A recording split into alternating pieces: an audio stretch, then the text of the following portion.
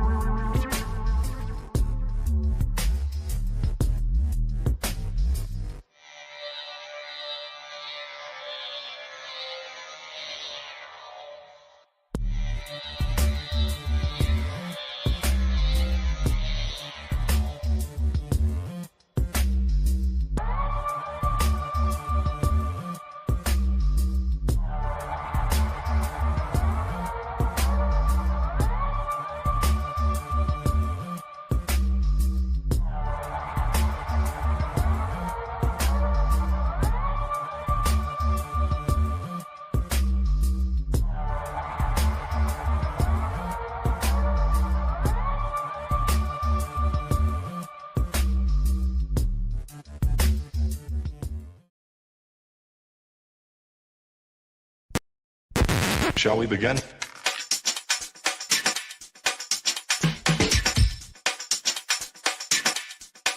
Let's begin now.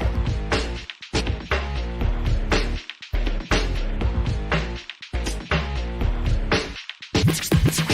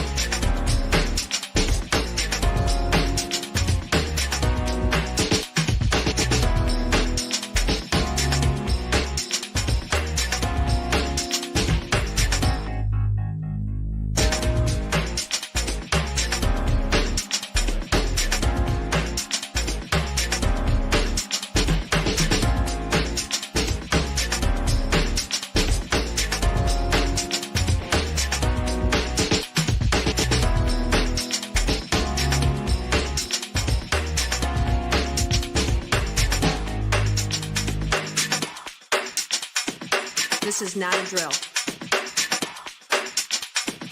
Repeat, this is not a drill.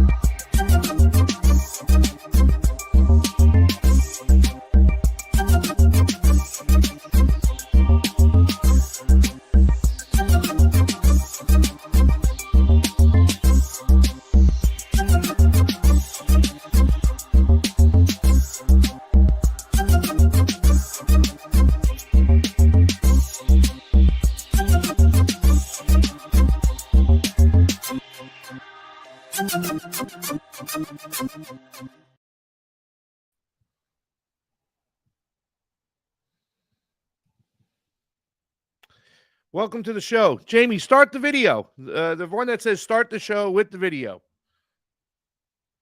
Sorry, guys. Give us a second. Thank you very much. Welcome to the show. I was waiting for the video. We're going to introduce. Got a great panel. We're picking up. Yep. Where is the video? Oh, Look at the file. I'll play it. There is nothing in the file. Yes, it is. You got to look at the file. Here, I'll play it. The file is empty. No, you're looking at the wrong file. I got it, guys. Give me 2 seconds. Way to go. Way to start off the show.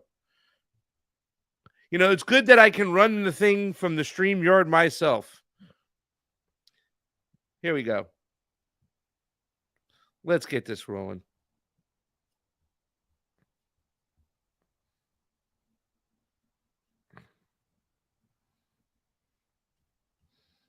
I think I got it here. I got it. It's too late. Stop.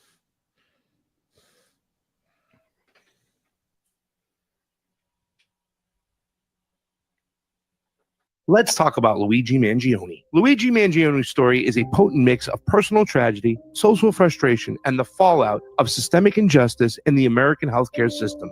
His rise as a cultural phenomenon reveals a deep vein of discontent with the state of corporate power, economic inequality, and a health system that often prioritizes profits over people's well-being. On the surface, Mangione is an accused murderer linked to the killing of United Healthcare CEO Brian Thompson, yet his story strikes a chord with many because of what he symbolizes, a figure who challenges the status quo of a rigged system that harms ordinary people in the name of corporate greed.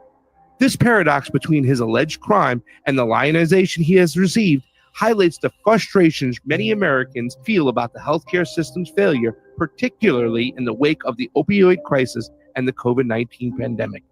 Mangione's story taps into a broader sense of collective rage over the predatory practices of the healthcare industry. In the U.S., where access to healthcare is tied to employment and where insurance companies often deny claims for life-saving treatments, millions of Americans are left at the mercy of corporate entities whose primary goal is profit.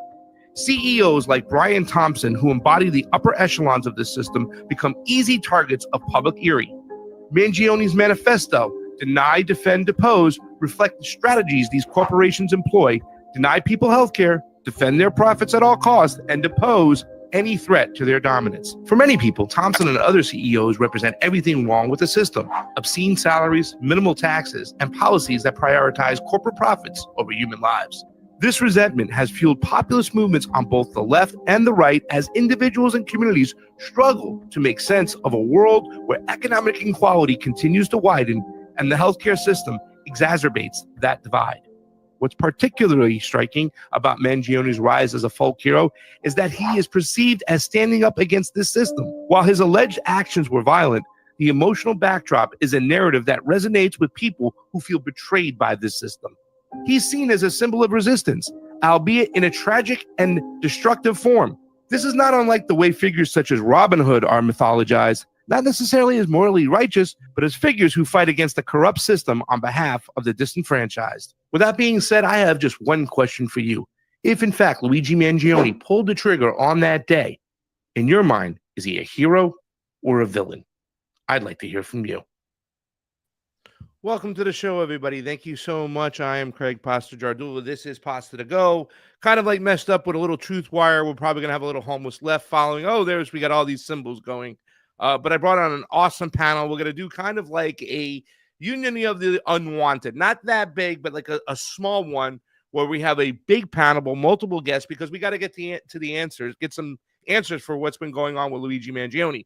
I know that some people find this case boring, just too consuming of the majority of our media. Some people think it's a distraction, that we're not talking about certain things. I know that there's not been a lot of kind of coverage from the mainstream media what happens in Syria, and what we hear about Syria has been kind of a little fugazi. At least CNN had to admit that what we covered last week on the Homeless Left show about the reporter, whatever her name is, who's been caught doing fugazi things from time to time.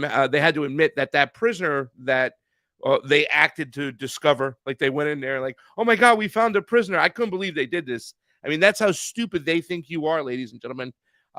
We're we understand there's not a lot of coverage being shown about that. And there's a bigger picture to that, right? The greater Israeli project, maybe the Zionist project, what Turkey's going to do. Maybe it's about the pipeline. There's no coverage of that. And a lot of people think that they're using Mangione to distract you from those problems over there. However, I see this Luigi Mangione story as something big, right? We're one of the only developed nations that doesn't have a healthcare system, a universal healthcare system, that is. And that might be a problem. There's problems in itself for a universal healthcare system. And we'll kind of unpack all of that, because after the age of COVID, we understood that a state-run healthcare system might not be the best way to go. However, so many people in this system fall through the cracks. So many people die every year because they're either under-coveraged or the coverage, they have no coverage at all. And that's a serious problem. I've had my own personal story recently. I've been home here in Florida dealing with my mother. In fact, after the show, I'm going to go visit my mother in a rehab. She had a stroke. And the complications that I went through with the healthcare industry, with her coverage, we'll get into that later on in the show. That's the second part. But I played my video that I've been sharing out there that's been censored on Twitter, because the censorship on Twitter is ridiculous. Right now, everybody thinks that Elon's, oh my God, freedom of speech guy, there, he saved speech. Bullstein. We still don't understand how they're operating, how they're lifting certain voices up, and how they're kind of suppressing some other voices. Listen, people on the panel, we're going to bring you in 2 seconds. If you don't have the greatest sound, if you don't have the greatest look, don't worry. We'll be able to hear your voice and get your opinions out there. But this is important. The video I played in the beginning, I said hero or villain. I think there's another question that has to come into play. The question is hero, villain, or possibly is this a psyop, psychological operation to distract or move the people in a certain way? I would like to dive into that question. So this panel I have today is kind of catered somewhat to that. Two of the guests I consider to have their eye on the prize. They understand what the ruling class is doing behind closed doors. So let's get started. Let's get rolling. Thank you so much for joining us. I can see the numbers are going up on Twitter. Guys, the YouTube, they don't even share our stuff. They don't even hit the bell. It's awful. Ever since we did the Vladimir Putin interview with Tucker Carlson and we broke that down, they took the live stream down twice in the middle of the show. And ever since then, almost all my videos get demonetized. There still is some monetization over there as far as super chats. So if you got a few bucks, you want to help with the super chats, please do so, because I'm going to need to raise money to go cover Luigi Mangione's case, because that's what I is hearing, because that's what I intend to do. So let's get the ball rolling. It's Saturday, guys. Welcome. Thank you so much. For some of you on the West Coast, it's 9:30 in the morning. Grab yourself a nice Irish coffee and get yourself set. Just a little Bailey's, more Irish whiskey. That makes it a nice Irish coffee. If you're on the East Coast, where I'm at, Florida, New York, wherever you're at, get yourself a nice sandwich for lunch. It's lunchtime. Sit back, relax. Let's have a great conversation. Let me introduce my panel. Ladies and gentlemen, starting first, he is one of my co-hosts, because we do collaborations all the time. We do our Thursday show. The other day was a shorter show. I think it was only 6 hours. My good friend, ladies and gentlemen, from the homeless left, Matt Weinglass is here. Hi, Craig. Great seeing you this morning on this Saturday. LA Coast time. We're at 9:30, just like you said. So we're good to be up and doing this coverage with you. And yeah, love doing the show with you every week. And yeah, taking time with each story. We got to do that. You know, we don't want to skip over stuff. So let's dive into this one. And I'm very excited about the panel today. I don't know if you saw the tweet, but I shared a clip from our show. Johnny Tsunami from the Convo Couch, who did some work with Kim Iverson. Now he's doing his own thing. He has a consulting company. He clipped out a little piece of me telling my personal story that we told on your show. And we've had some interesting conversations, because you thought it's kind of been somewhat of a possible psyop, but maybe it's possible you want it to be real. And that's a whole nother discussion in itself. To me, watching the right wing right now, the populist right, at least I don't want to, I hate to use the team sports mentality, but we have to. All the Steve Bannonites, the Steve Crowders, they're really desperately trying to make this a right versus left situation. And the thing that drives me crazy is that they shame people for lifting up Luigi or praising Luigi, yet they were praising Daniel Penny, the guy who choked out William Neely on the subway for 6 minutes in a chokehold. Whole nother story in itself. But it's interesting to hear what you're going to say today and the panel what they're going to say. So welcome to the show, brother. Absolutely. And I'm glad you adjusted the question, hero, villain, or psyop. It's you can't really answer the question without all three of those on the Yeah. table. It's very important that we look at all of the options. And we have to do that with anything that breaks. Anytime we wake up, we look on Twitter, we got a new thing in our face. We have to keep all the options open. We don't want to get distracted with just one or two options. So I'm glad that all three are on the table today for today's discussion. Okay, thank you so much. And the next person, I call her the conspiracy theory mom because she's got a lot of receipts. She's kept her eyes on the prize when it comes to a lot of information out there, and a lot of her stuff is been great. Listening to a lot of her stuff, ladies and gentlemen, welcome to the show, the conspiracy mom, Amber King. Good morning. I'm with you on the early morning, Matt. So Awesome. Glad to be on here. I've got, I think, a lot of interesting twists and turns to bring to this conversation. I used to work in healthcare, so I'm fairly versed in a lot of, I think, the key points, and actually a lot of this pasta is bringing me back to our time in Vegas. So there'll be some interesting conversations, I think, coming up. When we had a lot of cheese and wine, and you started this whole cluster FUCK by throwing out Cocaine Bear, then Steve showed it on the morning show, and the next thing you know, we're all caught in this quagmire of Cocaine Bear. I still blame you for that, Amber, and you're going to take the brunt of that. But we did have a great time in Vegas, and it was awesome to see you. It's always awesome to see you. I got to get out to the West Coast when I can. Let's just you're going to be a very important part of this whole conversation because I want to hear what you have to say, because it's not, is this just a psyop? And don't answer it yet. Hold on your thoughts. But how does the ruling class benefit from this type of psyop? We'll get to you in a second. Let me bring in my other truther. Well, I can't even say this guy is a truther. He's all over the place too as well. I had one of an amazing time working with this guy for a year on the morning show. I mean, he held it down. He is AM Wake Up. I love him. I love his dog Gomez, but more than anything, I love his opinions, what he's got to say, even when he's being an asshole, and he's an asshole often, but he's my asshole. So don't forget about it. Ladies and gentlemen, Steve Poikonen is here. Good morning. Yeah. How's it going, everybody? How's it going? Don't you notice we did the orange to match your hat and your jacket and your chair, bro? Well done. Well done. How you doing, brother? I'm doing good, man. It's a windy, cold, rainy day here on the California coast, and yeah, like it should be. Like it should. Look at this. I don't know if you can see that. You can at least see the kind of color it is out there, right? Like it's, I know it's blurry, but you can see how sunny, how blue the water is. It's gorgeous out here, Steve. Yeah. Enjoy that weather. Yeah. No. All right. I gotta deal with a dog that's afraid to stand outside in the rain. Let's bring in Gomez. I miss Gomez. I got 3 cats here, and they're taking advantage of me. It's ridiculous. Ladies and gentlemen, our last guest, I met her at the Libertarian Convention. I saw her again then at the third-party debate. She does amazing work when it comes to exposing some of the corporate entities with what they're doing behind the scenes. Her video was shared with me. Amber actually shared her video with me. I'm like, Tiffany, She, I mean, amazing work on researching what Luigi's all about, a little bit of his history, why he might have done what he done. Ladies and gentlemen, Tiffany Cianci joins the show. How you doing? Oh, sorry, thanks. I'm having a rough time this morning. Oh, my Lord. I'm having a really rough time this morning. I'm going to assume you don't normally sound like that. No, I don't. I'm on the last 2 days of a drive that grants Christmas wishes to kids, and I haven't slept in like 2 weeks. So, are you a deathcore metal the singer? room I'm in right now.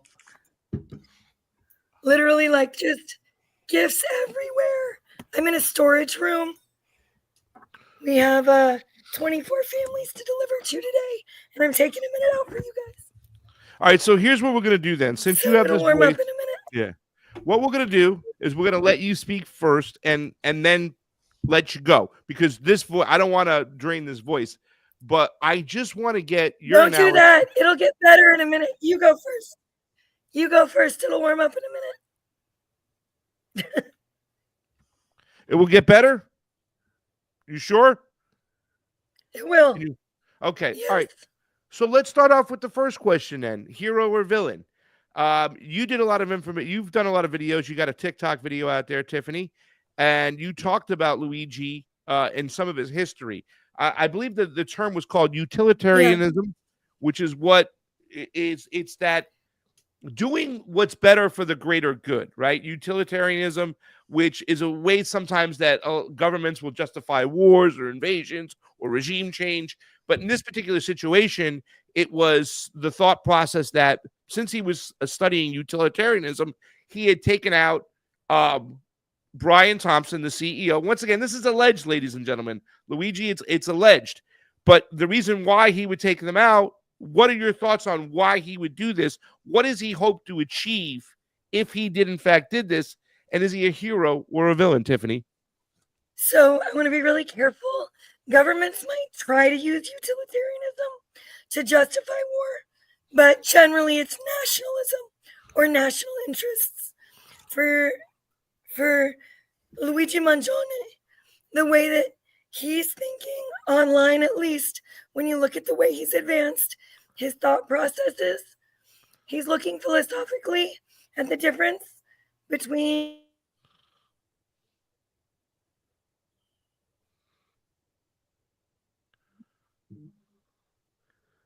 Is everybody else there? Everybody's there? Yeah, we're Yeah. having let's all right. the outcome or the benefits that were created by that You're murder frozen, Tiffany. was Oh, there better you for go. the greatest number. Okay, you were frozen. We missed So you. it really comes down to what was that? You got frozen. We missed half of what you said. Let's Oh, put you to perfect. the side. Let's put you to the side for a second till we figure this out. Amber, you jump on in. You give your opinion. Hero, villain, or psyop. Get going. I'm gonna go with a little of all three. Okay, explain why. Picking middle of the road.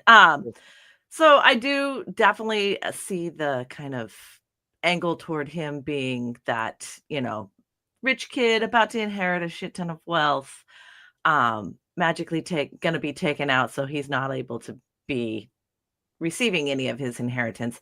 I also think in the family dynamic, I think there's some mafia involvement, tying back to the Pelosi's, tying back to healthcare in general, especially the state of it and what's about to happen.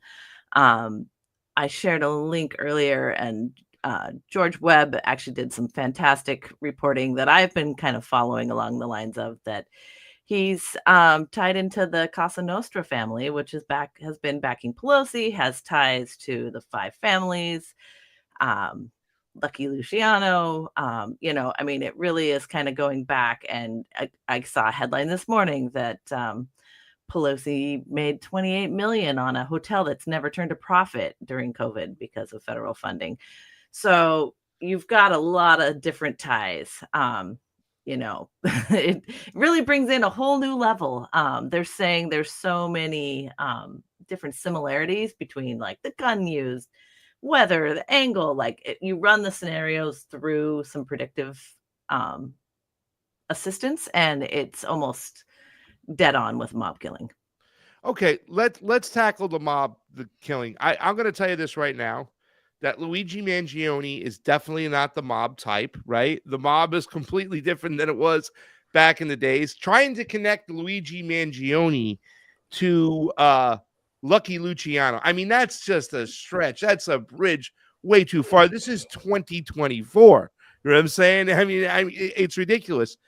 So I don't understand this whole mob ties of using Luigi Mangione to go and try to clip Brian Thompson for whatever reason. Steve, I want you to jump in here and get some. I think it's a setup, and he was the fall guy. You think that he was framed? I think it's a setup by his family. Okay, but then why tie him to Luigi Mangione being the mob?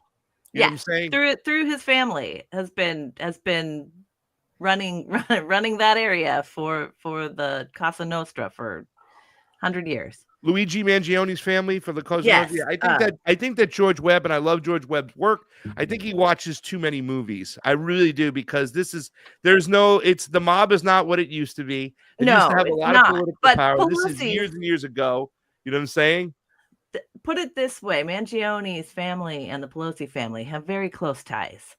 And they've had additional murders and additional cases in Sicily through the Mangione family and Palermo, and they're pretty closely related. You can't really deny that when you start looking at the makeup of not only CEOs, shareholders of all healthcare, and we're talking pharmaceutical to managed care to government. There's so many direct connections, and I know that from working in healthcare. Yeah, You yeah. seeing family names, you start seeing. But you'd have to agree that it's a little bit different as far as like what Cosa Nostra used to be was like a type Oh, of, yeah. Well, we yeah, all think of it, yeah. Godfather style. Yeah, it's I- not like that anymore. But he was about to inherit a shit ton of money, and we've got all this other shit about to happen at the federal government level in all these different Oxycontin cases and all the drugstore chains getting taken down. Like, there's a big fucking shakeup happening. You can't deny that. And when you start looking at what's about to happen, there's this radical shift. And so his grandfather was very much that Godfather kind of guy. And I think it sound from what I've been able to tell, and be it 70 working 70 hours a week, he's got that rich kid, poor kid, dilemma happening. He is a very philosophical person. There's a lot of kind of that. I've met a lot of those kind of hero, rich kid, martyr type people. And so he wasn't playing along with it, and he was pissed off about it and felt actually probably had some ethics. So in that terms, then he becomes, the folk hero, martyr for a lot of people fighting for healthcare. And at the same time, then you spin it around and you've got, Eric Adams perp walking him across the bridge. I mean, it's just like, it's a level too far. You've got the same lawyer as P. Diddy, the spouse of the P. Diddy lawyer representing him. I mean, it's just a little weird. Steve, jump in there. So that then turns into the PSYOP show and what's happening on mainstream media to try and, paint him as a terrorist. Yeah. So A handful of different objectives could potentially be achieved through this. One of them being what people are very emphatically, very emotionally arguing for, which is, government mandated, government run healthcare. Which is, while I disagree with the existing sick care for profit, effectively like a open air lab for pharmaceutical companies to conduct experiments for profit model that we currently live in, the idea of government run healthcare sounds like absolute nightmare fuel to me. So, but that's how it's going to be framed. You're only going to see the argument from the left going forward regarding this, another rehashing of that we need quote unquote universal health care, where there are zero people in government period that I would trust with that responsibility. Not that I trust healthcare CEOs with that responsibility, but there are zero people in government that I would trust for that. So you can kind of see it frame up in a false binary again. I do think that mob connections are interesting. Yes, of course, there's been an evolution in the way that organized crime has moved over the last 50, 75, 100 years. Usually, organized crime is ahead of the curve of that evolution, and it's the people who aren't involved in either active organized crime or trying to prevent the success of that active organized crime that are the last people to find out about the evolution. So if you're not in on the ground floor, and your only frame of reference is The Sopranos or Goodfellas or something like that, it's going to look entirely different. It's going to be easily dismissible, and most people are going to shrug it off. And I would imagine it's supposed to look like that. I want to get an understanding before you go on with the conversation about. So you're saying that this could be a psyop to get us to push towards universal health care? It's gonna reignite that conversation. It's been almost a decade, Pasta. You think Big Pharma wants that, or the healthcare industry wants that, or? Yeah, I think as we move into full technocracy, what makes most sense is for large corporations to vie for corporate control of the vast majority of products that are going to be disseminated via various states. Yeah. Okay. And I think they're terrified of losing their power that they have right now, which is what's happening. Yeah. And they're fucking running scared. Seriously running scared. And so you've got a big shakeup, you've got a big change, DOJ, lawsuits coming. It's tied into all the opioid crisis and all the Sackler family law. There's just lawsuit after lawsuit piling up. Yeah, but I mean, all right. Well, let me play devil's advocate, and then Tiffany, did you want to say something? You're kind of frozen again, but you can jump in at any time. Okay, Matt, if you want to say something too as well, you guys can jump in at any time. All right, listen. Let me play devil's advocate to what Steve and Amber are saying, because listen, the reason why I wanted to have you both on the show more than anything is, I wanted Tiffany to obviously lay some of the history there and what's going on behind the scenes, as she's done a lot of digging into Luigi's background. But I wanted Steve and Amber to explain how it possibly could be a psyop, right? And I have paid attention to some of George Webb's work. But let me say this much: if it is a psyop of sorts to get us to universal health care, then why wouldn't they just make a regular push and I know when they poll people, when they question people about universal health care, people will say, 70% of the people say they want a healthcare system from the state. Every single, industrialized nation has one. Why would they have to go about getting it this way? And if they reignite that conversation, wouldn't we be able to talk about the things that are concerning in a universal healthcare situation? Craig, I'd like to jump in on this. Let's look at the psyop and really try to understand what the purpose would be if it is a psyop. The purpose is not going to be to change the system that we have now. That we look at it as a broken system. They don't. They look at it as a very functioning system for them. The purpose of a psyop in this case would be to keep the system functioning as is. So one of the things we can see right away is that right and left going at each other. Even just asking the question, hero or villain, you started the show talking about the right-wing commentary on this right now, just really vilifying people in the street right now, people putting up signs with the other CEOs, on these signposts and saying we have to take them down now.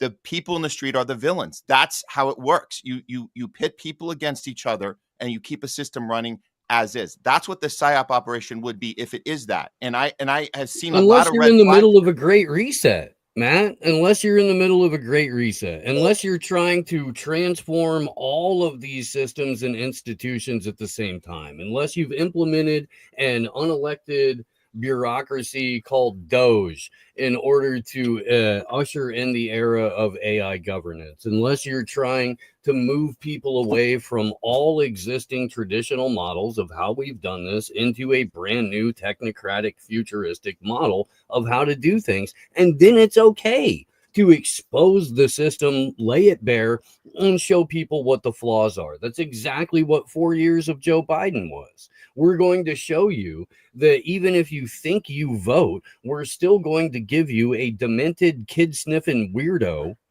and call him the president. And then we're going to spend the next 4 years demonstrating in full view in front of everyone that this person, figurehead, is a puppet, doesn't make any of their own decisions. And so why would you keep something that everyone recognizes as a broken model for any longer than you had to if you could just give them the exact same thing with a new face, which is what universal healthcare done by the exact same oligarchs, pharma companies, and CEOs is going to be. It's going to be the exact same thing. It's just going to come out of your ass on your taxes instead of out of the front end on a copay. Go ahead, Pasta. Sorry. No, I was just going to say, I think what you're saying is that this is the same thing that Catherine Austin Fitz talks about with getting the Republicans on the grid as far as, we have to get everybody on a digital ID because we have to stop immigrants from voting and we have to secure the border. And this is the same thing. Let's get into this new healthcare system. It's universal. No longer are you going to have to suffer or worry about the insurance companies, but we get you in with a digital ID. Is that kind of what you're saying? Or that's how they're implementing the technocratic way? Like, this is the perfect avenue they found to put everybody on the grid. Go ahead, Amber. But yeah, I mean, that's a component. Yes. Yeah, and they need all of these things to happen at the same time. Otherwise, it doesn't work. And so that's why they're pushing so hard on this. When you've got a period of radical change coming and they know that their power structure is in jeopardy, they're going to push at all angles. They need digital ID. Sure, put RFK in there. We're going to give you, some other scamdemic coming next. 10 years ago, 95% of the people wanted vaccines everywhere, and now that's dropped to 40%. So they're losing they're losing ground. They're in panic mode. The first round was the test. Now we're going real. Mangione was also involved in cybersecurity and hackathons and weird shit at Penn State. We all know weird shit comes out of Penn State. Let's be honest here. Otherwise Biden wouldn't have had an office full of classified documents there.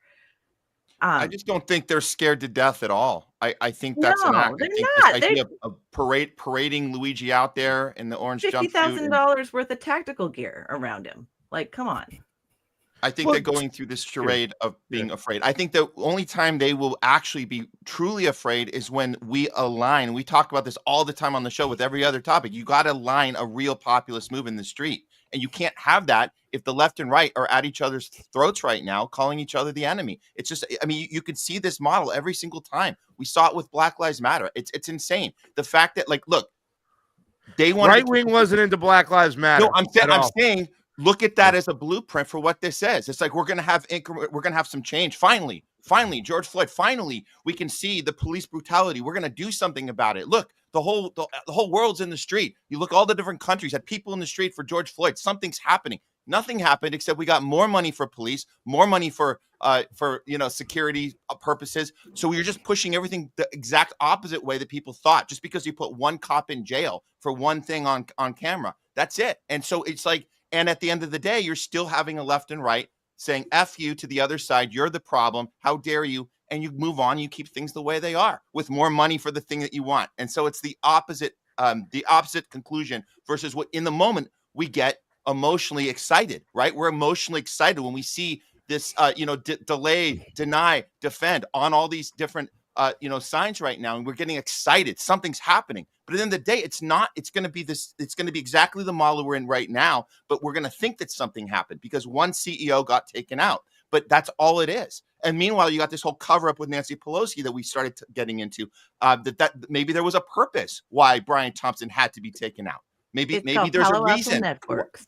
So there's things we need to keep open as a possibility, but not to get caught up in the emotion of the moment when maybe nothing really is happening. That's my take right now. Well, like I said, Black Lives Matter to me is not a great example because it was very tribal and it pit people against each other. Well, that's also a massive scam on multiple different levels, including the whole impetus of it with the George Floyd thing.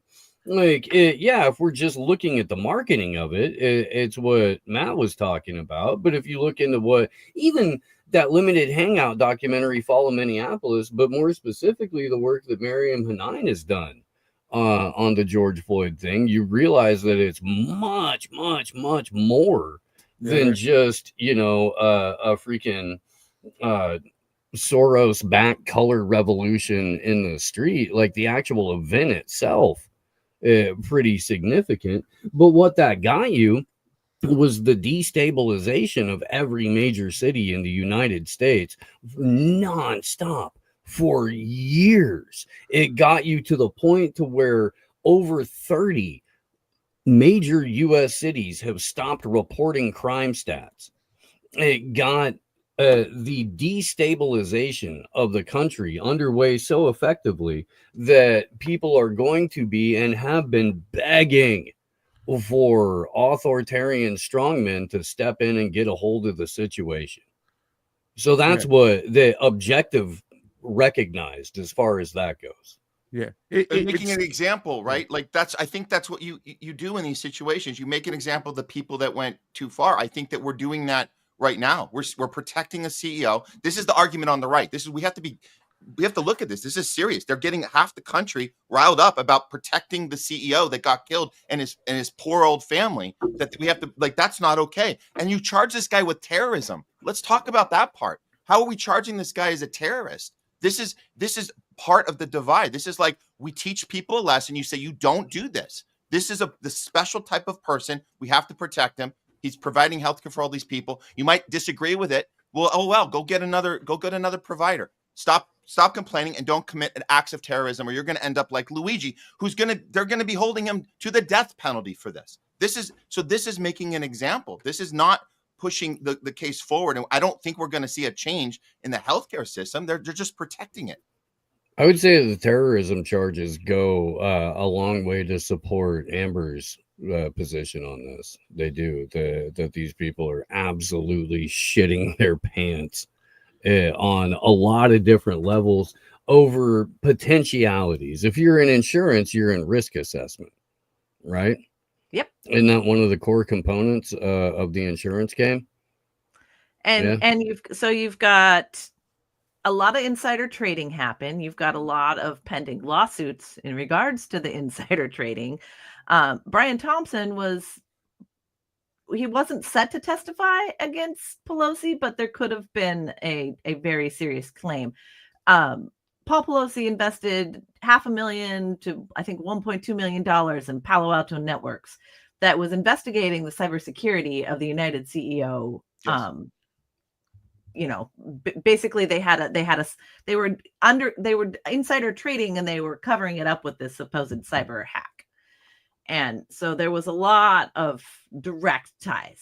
It's a lot more insidious than it seems. And they've been using this shit to craft narrative, to craft personal and public opinion, to keep the war going. They want the money to keep rolling. They don't want this shit exposed. They don't want a major change at all. They've got to keep going with the plan and get it in place. And so okay, that's let me jump in now. Thank you to Chris Leone for leaving the panel. We love you, Chris. We always loved you coming on AM Wake Up, Convo Couch, all 9 yards. And thank you for sending a personal shout out for my mother the other day. I really do appreciate that. Okay, so what I'm getting here from everybody here on the panel now, very black pillish, very nihilist kind of energy, right? Like, hold on, Steve, don't say no 1 second. I say no. How do we? Well, listen. The healthcare system as it is one of the most fucked up systems on the planet, right? By nature. I have a little video. I'm going to play it really quickly. And then you guys have to now, since we've, examined the situation for what it is, and we understand that they might be using this to twist it for whatever reason, right? Moving it into getting more people on the grid, more control of the system. I mean, I understand the problems with the socialized medicine system, right? Especially what we experienced with Cory Morningstar in Canada, right? Like, if you don't get the shot, then you don't get your benefits. And that is the control of one's sovereignty, their own personal body sovereignty when it comes to a healthcare system could be taken away. And that could be a problem. So I'd like to play this video really quickly, and then we'll talk about, I don't think you have it. Yes, you do have it, Jayme. Let's play this video real quickly, and then let's talk about how we can move this in a positive direction. If, in fact, this is a PSYOP, what conversations need to be had? Because I always have this kind of like libertarian mind about healthcare. Well, what if it was a stipend? What if it was money for people's own personal healthcare that they can choose? Maybe they want to go to a Chinese doctor. Maybe they want to go to an acupuncture. How do we fix that moving forward? Here's a quick video, and then you guys can jump in. I see you're licking at the chops. Where's Steve? He left. Go ahead. I know what it's like, and it doesn't surprise me that those words were written on those bullets. It just makes me think of my own personal story that happened just right now. The majority of my time, Matt, was spent on the phone dealing and fighting with insurance companies. One of the last people I talked to, after talking to multiple people, getting different stories all the time, and no matter what story I got, claims were being denied to get my mom into acute therapy after her stroke. She's now in a subacute place because that's the only one they would approve, the only claim they would approve. You get a million different answers. It wasn't only just like, oh, we can't do this because we don't want to pay kind of thing where they're not talking about it. They claim negligence, right? Like you have an article that talks about this particular CEO, his company would have so many clerical errors. They had one of those with my mom. And because of that error, she had to stay in the hospital an extra 6 days. And when somebody has a stroke, the time that is most valuable, most important is right after that stroke. Making sure she's taking her blood thinners so she doesn't have a relapse, another stroke. But to repair the mind is to get her into therapy right away. But because of denial of a claim to start with, and then a clerical error after, my mom spent an extra 12 days in the hospital, 3 weeks, which she should have been in rehab maybe after the first week. And not only in me do I have this story, just look at the responses on the Twitter handles and the people talking about this. Like, this is an issue we have in the United States, and it's not going away anytime soon. So I know what it's like, and it doesn't surprise me that those words were written on those bullets. Let's let our panel jump in. As far as my comment I made before, I get what you're saying. Listen, the system itself sucks, right? We have a sick care system, but in certain situations, we call it what, battlefield healthcare, right? If you get a bullet wound, our healthcare system's great. If there's an emergency, our system's great. If you need to get immediately into some therapy, right? The system would work. But the problem wasn't not the therapy itself, or why my mom had a stroke to begin with in the first place, right? We could talk about that till we're blue in the face. But the fact is that I couldn't get over the hurdles of the healthcare system. And literally my mom sat in the hospital bed for 3 weeks before I can get her out of there. So, there are people who are 200 million claims are denied every single year. I think 8 million people pay the brunt of that price with those claims being denied. How do we fix this moving forward? And what do we do? What do we do right now if this in fact is a psyop to get us into a certain situation? First of all, can I push back on your gunshot victim wounds? There were a lot of people that did not get treatment because of people taking horse dewormer. You remember that one? So there were a lot of. I'm just playing on that one. But you remember they said that the horse dewormer people were keeping I know victims out of the hospital. But that part of the system is pretty tight. Everything else you just said, Craig, there is a massive problem here. We don't really have any way to fix it as long as the corporatism that exists right now, the corruption of the corporations with the government. Steve mentioned earlier that the government-run healthcare system is also not a good system. And so neither of these are going to work as long as we have both of them working against us together. So it doesn't really matter if it's the corporations in front or the government in front. I agree with you 100%, Steve, on this idea that who are we going to trust to run this thing? So even if we can push back with what's happening now and people like Brian Thompson, who was the biggest culprit in denying people of their health care. Literally, they had 32% denial rate, 32%. That's like double the average of the biggest companies. I think it was 16% denial rate. They were at 30 at this United Health. They were at 32% denial rate. I don't know what we can do about that because, again, what Steve said, getting into a government-run system is also going to be just as bad because they're in cahoots together. The corporatism that runs our country is running our healthcare system. I don't really have an answer to it. I just wanted to say it's worse than we think. Let's see what they got to say. Jump on in, guys. Yeah, I'd say it goes right on back to the mafia and new suit, different title, same fucking families everywhere you look at it. If you start looking at the insider trading that was going on and the stock buys and the profit being made in this, basically from the snap of COVID. I mean, look at that transformation of wealth that has happened.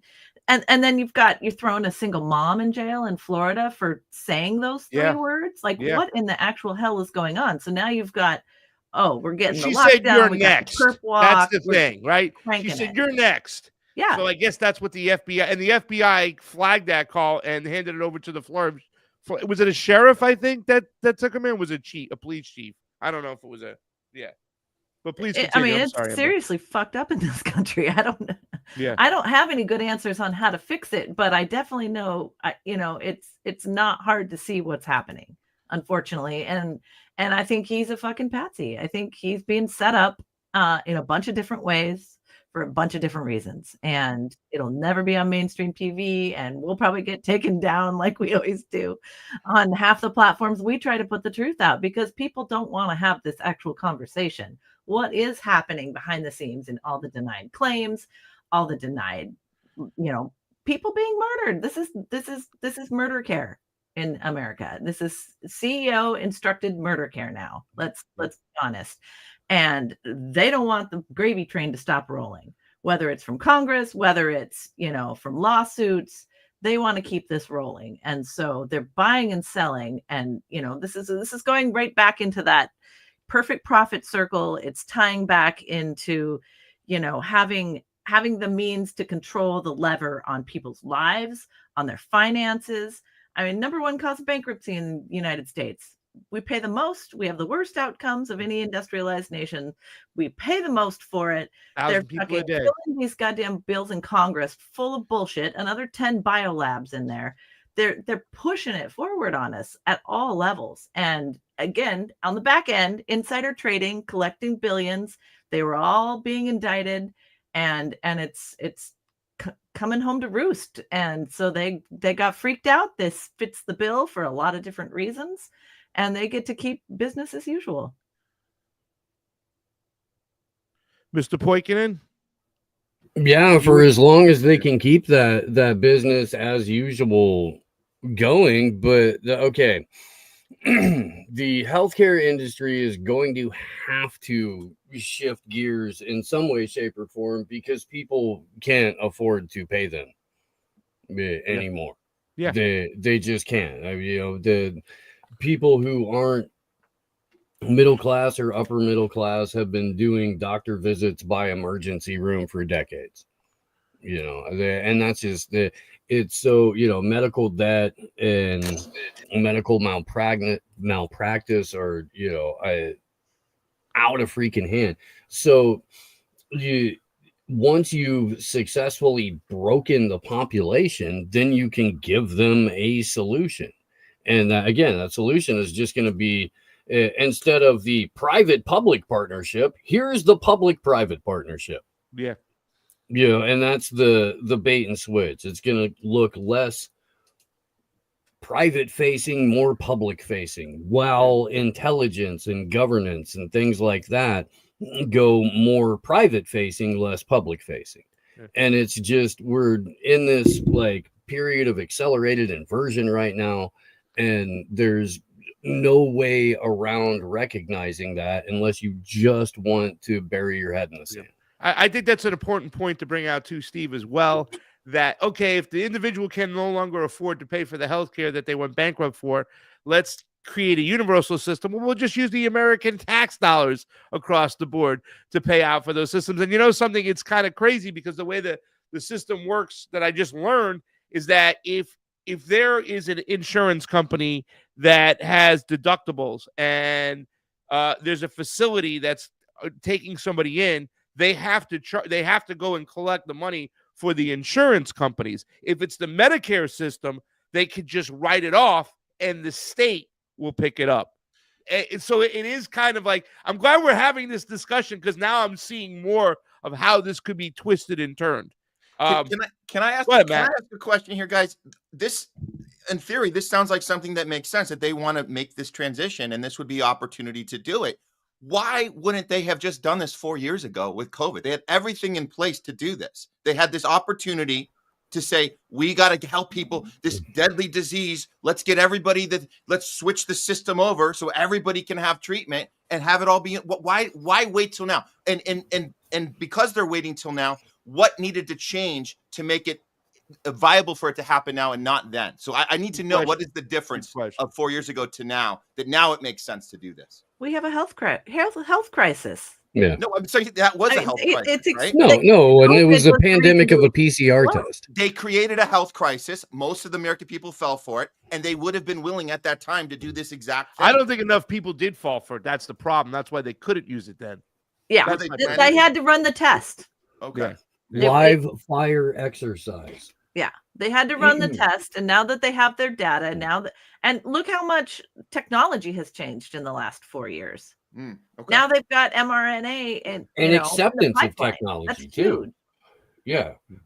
They want managed healthcare because it's track and trace healthcare. It's biometrics. 100%. You've shrunk the population. You've made another huge set of the population very, very ill, let alone the natural trends of all the death and destruction Kissinger bullshit that they got in place. But now you've got boom, everybody's got cancer. Everybody's got autoimmune conditions.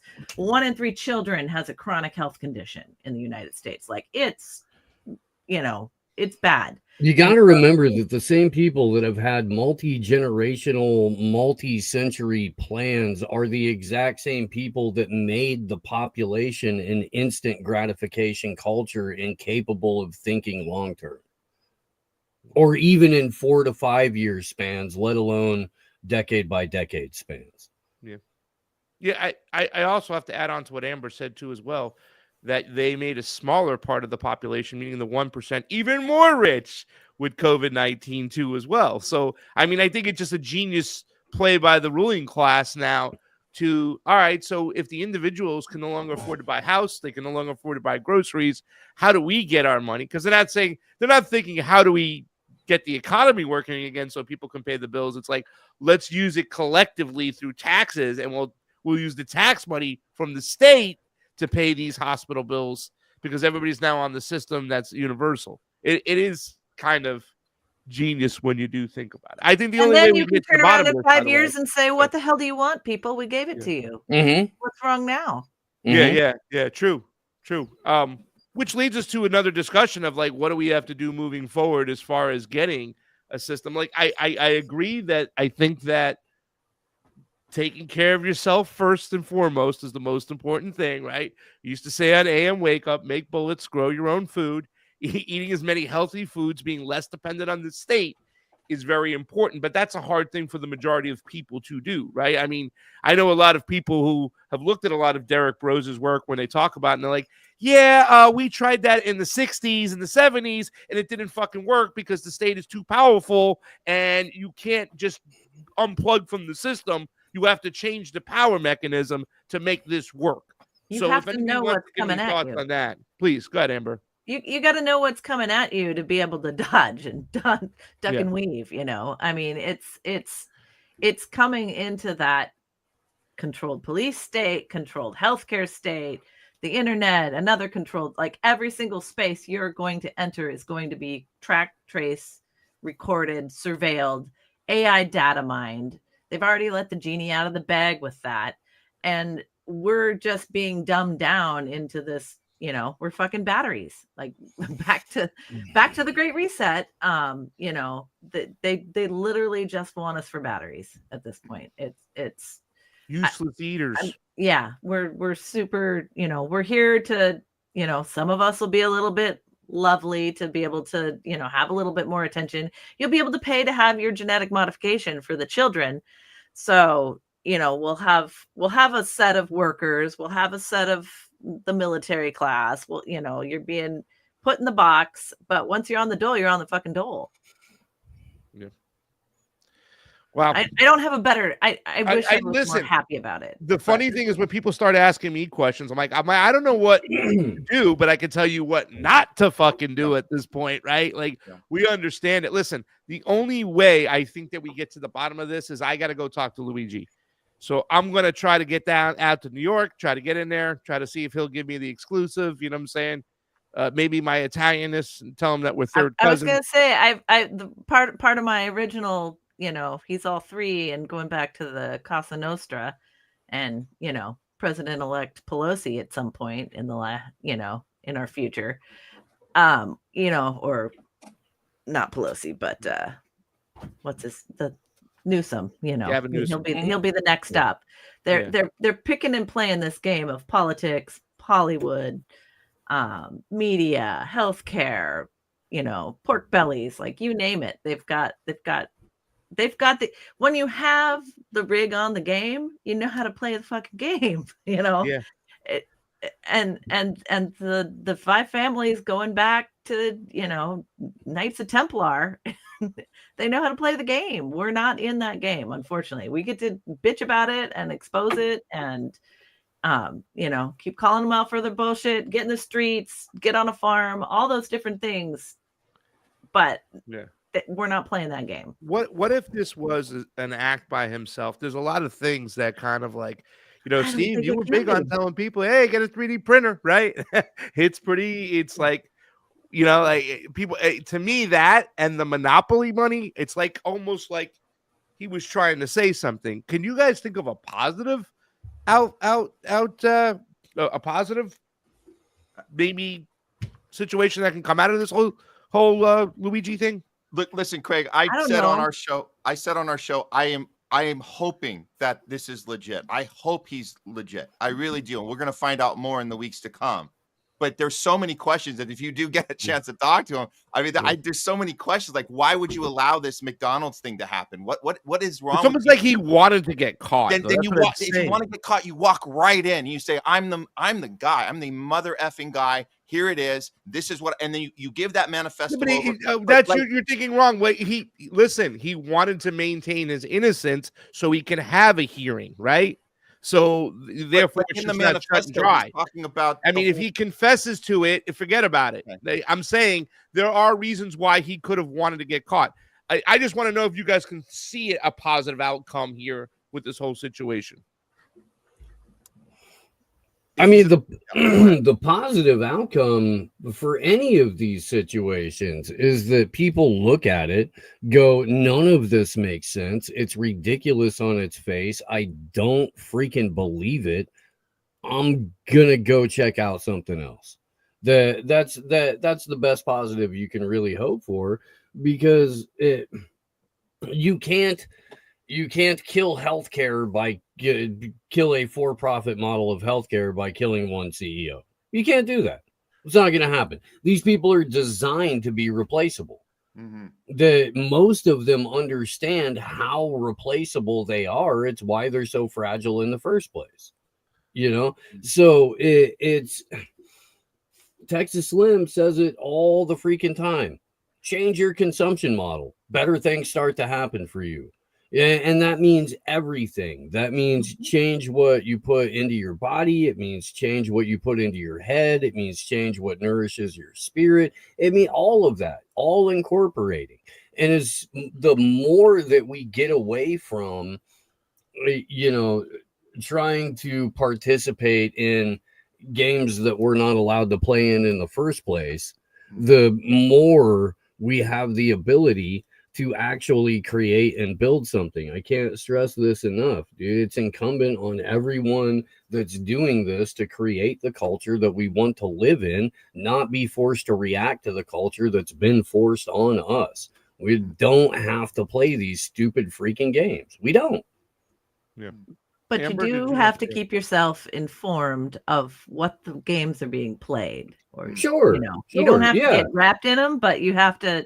I mean, that's why, I did my show is to try and focus on all this crazy shit that sounds like sci-fi, that sounds like conspiracy, that they're actually funneling a shit ton of money in to track, trace, and control us. Yeah. And if we can't navigate through that and see the bullshit, we're going on with blinders.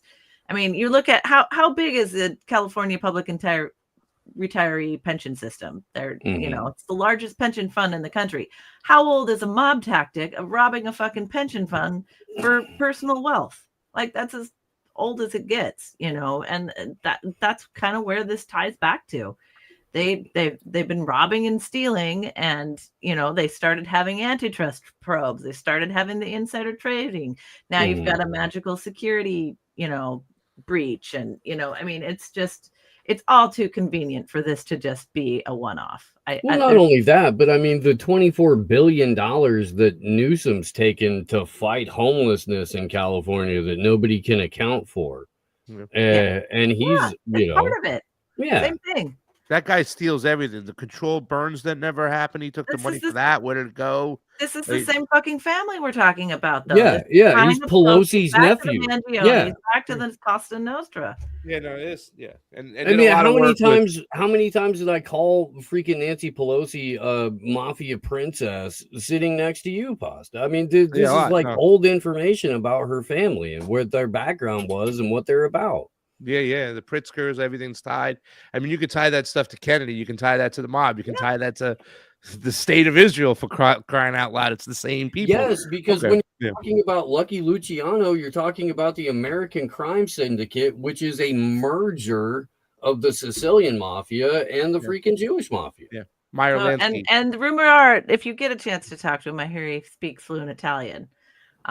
You know, but you've also got to look at, you've got super rich kid with 5 pins in his back, has a massive fucking surgery, and then 6 months later is hiking mountains. You know, in Bali. Yeah, as one does, Amber, as you do. Yeah, and if he had any sense of moral compass and started bitching about anything, the family's gonna take you out, man. You're the patsy. Yeah, but what about the mindset that, okay, Steve, we talk about this all the time. Remember, we talk about this all the time. The people who are behind the Fourth Industrial Revolution, the Great Reset, and I'm playing devil's advocate, right? At the end of the day, you know, I agree with Matt that we got to keep our minds open about everything. It could be anything, right? At what this point is, but we have a small group of people that always are protected, that never have to be accountable for everything. And here's one person making them accountable. I mean, you did tweet, Steve, that now the CEOs are, with all this police present out there, maybe the CEOs can now put their pictures back up on their LinkedIn that they had taken down. I mean, we did see an immediate about face when it came to the Blue Cross Blue Shield policy on not paying for the anesthesia. They had also spent on that day, 36 hours getting mercilessly dragged ahead of that event, too. Like, the entire planet was shitting on them for a solid day and a half before Brian Thompson got clipped. As a, you know, so I mean, yes, that could have helped nudge them in a direction, but you know, there is such a thing as public pressure to varying degrees. You know, and what that usually means is people are going to stop, corporations or governments are going to stop saying it out loud. And they're just going to find ways to sneak it into stuff. That's what public pressure does at this point, you know. I'm just things to keep in mind. What happens with the next round of appointments? What happens with the United Healthcare antitrust suit that's going forward in March? You know, we've got some shakeups happening. And so it's a time, anytime there's a shakeup, you've got a chance to blame a shit ton of people. You've got a chance to reform a shit ton of people. And consolidate with this less spending bill. You know, they tried to push as much as they could into that space. And so you've got shifting power dynamics. And so you've got a lot of opportunity. I think we're just going to be under 10 fucking a day for the next at least 6 months, at least, if not the next 60 years. Yeah. Matt, you got anything to add to that, buddy? I'm so sorry I cut you off before. No, I'm glad that we're keeping an open mind about this. That's the main thing for me right now, because we don't look. I know, you know, you guys, Steve, Amber, and Craig, all of you guys have been covering this stuff a lot longer. You know, obviously Homeless Left, we're very new to the game on this, but it's like, it's easy to see these patterns. It's easy to predict where we're going based on the past. We have to keep our, you know, the historical context is very important in all these situations. But at this point, I want to just keep an open mind and keep telling our viewers and our listeners that they need to not jump to conclusions so quickly. That's my take. And we just need to keep looking at stuff with this guy, Luigi, and with what's happening moving forward. I hope we get to this trial. I hope they don't just, you know, parade him around and then we don't ever hear from him again. That would suck. That's something so I want to hear what he has to say. I hope, Craig, you can have a chance to engage with him as well. That's going to be a tough one, but let's play this. I think we should go to Sicily instead. I'm just saying. I think Let's we'd play have this a lot Chomsky better luck. video. Not going to Cicely. Let's play this Chomsky video, and I want to get your opinions about the mentality of behind this, charging him as a terrorist. Yeah. Because that's something that's to be said. Listen, I think the best thing that can come of that, this is when a lot of people were being labeled as domestic terrorists, and how the left was praising it. The Democrats were, oh, this is good. They should be. They try to overturn the government. And we're like, Yes. yo, wait 1 second. If they do it to these people, they're going to eventually do it to you. You saw what they did with the Uhuru people. They also, I think it was some, maybe you can correct me if I'm wrong, Amber, was it a lady protesting against an abortion clinic, I think, or she was pro-choice or something, and she got hit with some terrorist charge. I can't remember the other one. Yeah. But it seems like they're going to use this for just the plebs across the board. And it's a slippery slope, and you always see one side in the team sports mentality praise it against the other side. Let's play the Chomsky clip we have, Jayme. We'll get that rolling. Guys, thank you so much. All the links are down below on how you can help out the show. All right, so you don't have the dude. Look, I sent you the whatchamacallit. I sent you the you're on the wrong file. You're on the wrong doc. I'll get it. Amber sent me this earlier. Let's talk a little bit about the whole. I'm sorry to put you in a terrorist. Ladies and gentlemen, thank you so much for joining us on this Saturday. Got a lot of good people here, and this is the clip. When we use the term terror, we have to recognize that, like most terms of political discourse, has two meanings. There's a literal meaning, and there's the doctrinal meaning. Now, in the literal meaning, terror is what's described in U.S. Code of Laws. It's the threat or use of violence to intimidate, typically against civilians, to intimidate populations for political, ideological, and other ends. Well, nobody can use that definition, because if you use that definition, it follows instantly that the United States is a leading terrorist state, that Britain is another leading terrorist state, and so on. So the literal definition, the one that's in the U.S. Code of Laws, is unusable. Then we go to the doctrinal definition, the one that's used in the media and scholarship and so on. That's the same as the official definition, but with a qualification. It only applies to what they do to us, not what we do to them. Okay, that's the doctrinal meaning. I'll now use it in the doctrinal sense, though that's totally dishonest, of course. As to what to do about the threat of terror in the doctrinal sense, meaning the terror by them against us, there are a lot of things to do. One thing is to not increase the threat.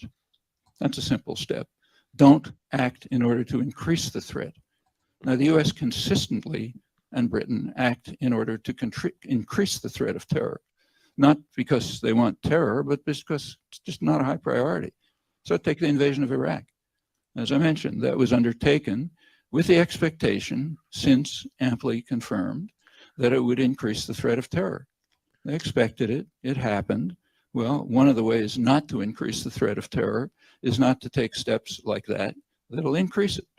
Another, and just about unanimity on this in the among specialists and intelligence agencies. Second step is to try to ask what its reasons are. What are the causes of it? And where the causes are grievances that are legitimate grievances, something should be done about those grievances, quite apart from the threat of terror. Well, I'm quite happy to accept the definition of terrorism that the official definition that one finds in the U.S. Code and in Army manuals. In fact, for 20 years, I've been writing about international terrorism, and I constantly use that definition. I think it's the right definition. The terrorism is defined officially as the, paraphrased, as the calculated use of violence, typically against civilians, for the purpose of intimidation and coercion to attain political, religious, ideological, or other ends. That's terrorism. By that, and that's a good definition. I agree with it. There are terrorist states. There are non-state terrorist actors, and in fact, the State Department has a list of terrorist states. Well, if we apply that definition, definition can't really be applied, and therefore it's not used. So there's That's the literal definition. The reason it can't be applied is two reasons. One is it's a virtual paraphrase of official U.S. doctrine, which is called counterinsurgency or low-intensity conflict. Mm-hmm. If you look at the same Army manuals, you find that's defined in approximately the same way. But that's official policy. The second reason why it can't be applied is that if you do apply it, it very quickly turns out that the United States is a leading terrorist state, exactly as you'd expect of the most powerful state in the world. I mean, it's a great analytic error to describe terrorism as a weapon of the weak. Like most weapons, it's primarily a weapon of the strong and always has been. Seems like the terrorism claims are the opposite side to the well, I should say I don't say the opposite side, but the parallel side that is used by the people saying hate speech, right? So they use hate speech to go in there, stomp more on your civil liberties. Same thing with terrorism. I remember arguing with our friend Laura Loomer at one point and telling her, "That's your friend, dog. That's your friend." I'll take the blame for that. Once, my friend, I said, why are you doing this? Why are you saying this stuff right here about the people protesting out in the streets? You're pushing against the same thing you fought for freedom of speech, you being censored. You said you were Loomered. And she goes, no, this is different. This is terrorism. And I'm like, oh, there we go. I'm glad somebody got it out early there. But if you guys want to give your opinions on this, I'll let you go first, Amber, since you brought the video. What a slippery slope this is. And please give us a little insight on why you brought this video today. Yeah, I mean, first of all, it was nice to see Chomsky when he still spoke coherently and before he said put us all on an island. When he was merely gatekeeping people's worldviews successfully. Yes, correct. But I mean, it's funny to see this play out in the court, like saying he's going to be charged with federal crimes versus state crimes. There seems to be a lot of anything goes in New York these days. So it'll be interesting to see what happens. I just thought we should have a little historical context from our government. Honestly, is why I brought the video. See, these are the reasons, Steve, though, that it makes me feel little like conscious about like, whoa, they're scared, right? Like maybe they're not, but this is what I said. Oh, they're scared. They're charging him as a terrorist. They want to let everybody know you don't fuck with the ruling class and the elite here. Otherwise, this is what we'll do. Because it's a media event. It's whatever. Yeah. It's a fucking parade. It's a shot-by-shot remake of the Superman movie. Yeah. I'm glad you did bring up the January 6th thing, because this is we call the protesters domestic terrorists, and Nancy Pelosi pretending she was afraid, she was trembling as the Capitol is being attacked. With her all own that is that fear is staged. So I feel like that's a great comparison, because the fear they're showing now is staged as well. They know exactly what they're doing. Calling him a terrorist is putting us in our place. It's saying we'll make an example out of you if you stand up and for your rights. Not that, I mean, obviously, you actually killed a guy versus the January 6th protesters didn't actually kill anyone.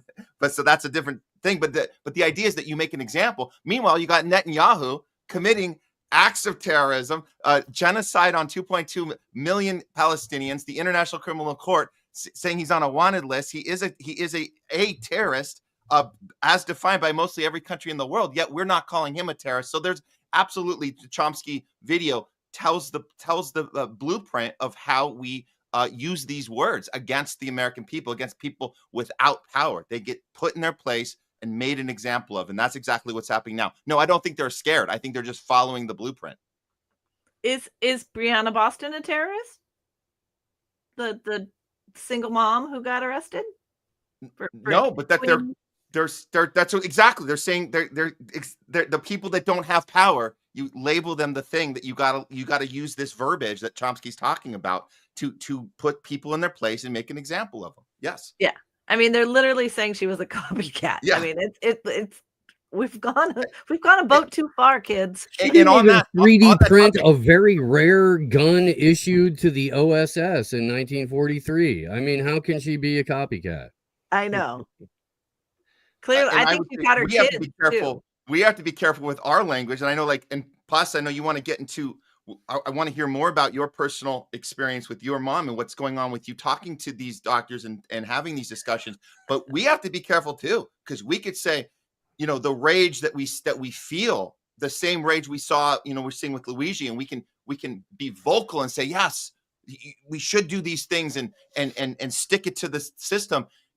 You say the wrong thing, they're gonna that's an act of terror. Your words are violence, right? The words are violence thing, right? So we have to be really careful that we're what are you suggesting that we should go around and kill all the? It's like, just because you feel the rage, you feel you're empathetic to all the people that Brian Thompson has directly been involved with their death by not giving them their coverage. And you're saying, I get that. I feel that. Oh, what are you saying? Are your words violence? Are you the terrorist too? So it's gone.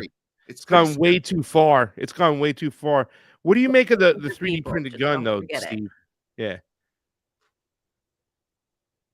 The 3D printed gun. Well, I mean, look, dude, in New York State specifically, Kathy Hochul and the state legislature or assembly, I think it is in New York, has been trying to go after 3D printed guns for years now. And they tried to pass a law, or did pass a law, where you had to register a 3D printer with the state like you would a firearm, you know, things like that. And I think that there's been a huge push to go after quote unquote ghost guns for quite a while.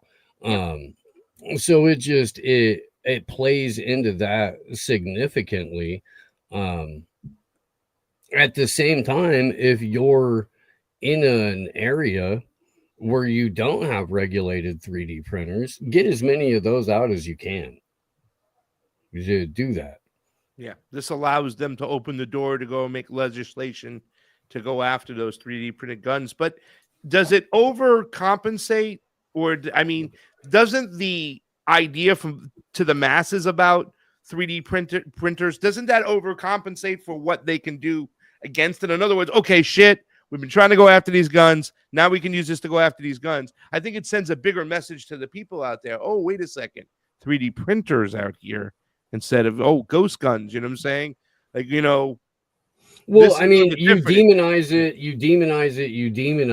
then you co-opt it, and then you claim that you saved it. And that's what's happening with artificial intelligence. That's what happened with independent media. That's what's happening with Bitcoin. It's definitely going to happen with 3D printing. Yeah. Does anybody I want to know how Brian Thompson ended up as CEO of United Healthcare to begin with. You know, I mean, he's like a kid from Iowa with not, you know, like obviously a smart guy. Very dead eyes and gibbon teeth. How the hell do you end up as a CEO at 50 of United Healthcare with that background? It's very strange. Except for if you're put there in a place to be able to launder a shit ton of money, make a shit ton of profit for the people who are willing to give you the power to do that. And put AI at the forefront of health insurance. Yeah. ARPA-H, dig deep, kids. It's fun. And then be one of the sacrificial lambs, right? And I'm going to go back to the Palo Alto networks. That's just a fucking Google spinoff, you know, and that's where they were funneling. How did Brian Thompson 3 weeks before he was indicted know that he should sell off, you know, 30% of his United Healthcare stock? Yeah, that was another. Yeah. You know, when you get into these positions, they tell you what the fuck you're going to do. And when you don't do it, they take you out. Or if it becomes convenient for them, they take you out. You know what the consequences, sorry to cut you off, Amber, but you know what the consequences are your first 6 months or year of being CEO, but then hubris sets in and you making millions and millions and millions of dollars hands over fist just by doing a favor, you know, kind of takes you out of the reality that you're expendable. People forget that they're expendable, and sometimes they get reminded. And tell me that guy didn't have a shit ton of guns available to him if he wanted to go grab a gun. You know, Grandpa's closet. Come on, give me a break. No, we're specifically going to 3D print an OSS issued pistol, and then 3D print a suppressor on top of that, and carry it out like a mob hit. And then make it look except for you don't know how to fucking shoot. No, I mean that's the thing they're saying too, is that the angles that there was probably somebody else. Mm-hmm. Yeah, tracking I mean that actually did the it kill. really the hit itself. I've been saying pretty much the whole time that I don't think that dude actually did the shoot. No, or if he did, he maybe freaking winged him in the freaking leg. But that's the only place the gun was pointed. What do we think of the monopoly money? We also have the eyebrow problem, right? I told you about that. He's a greaseball. That they grow that back in about 6 hours. I got cousins like that. Forget about it. They shave in the morning, and by the time they go home, they already got a freaking. Somebody did clean him up for the perp walk, though.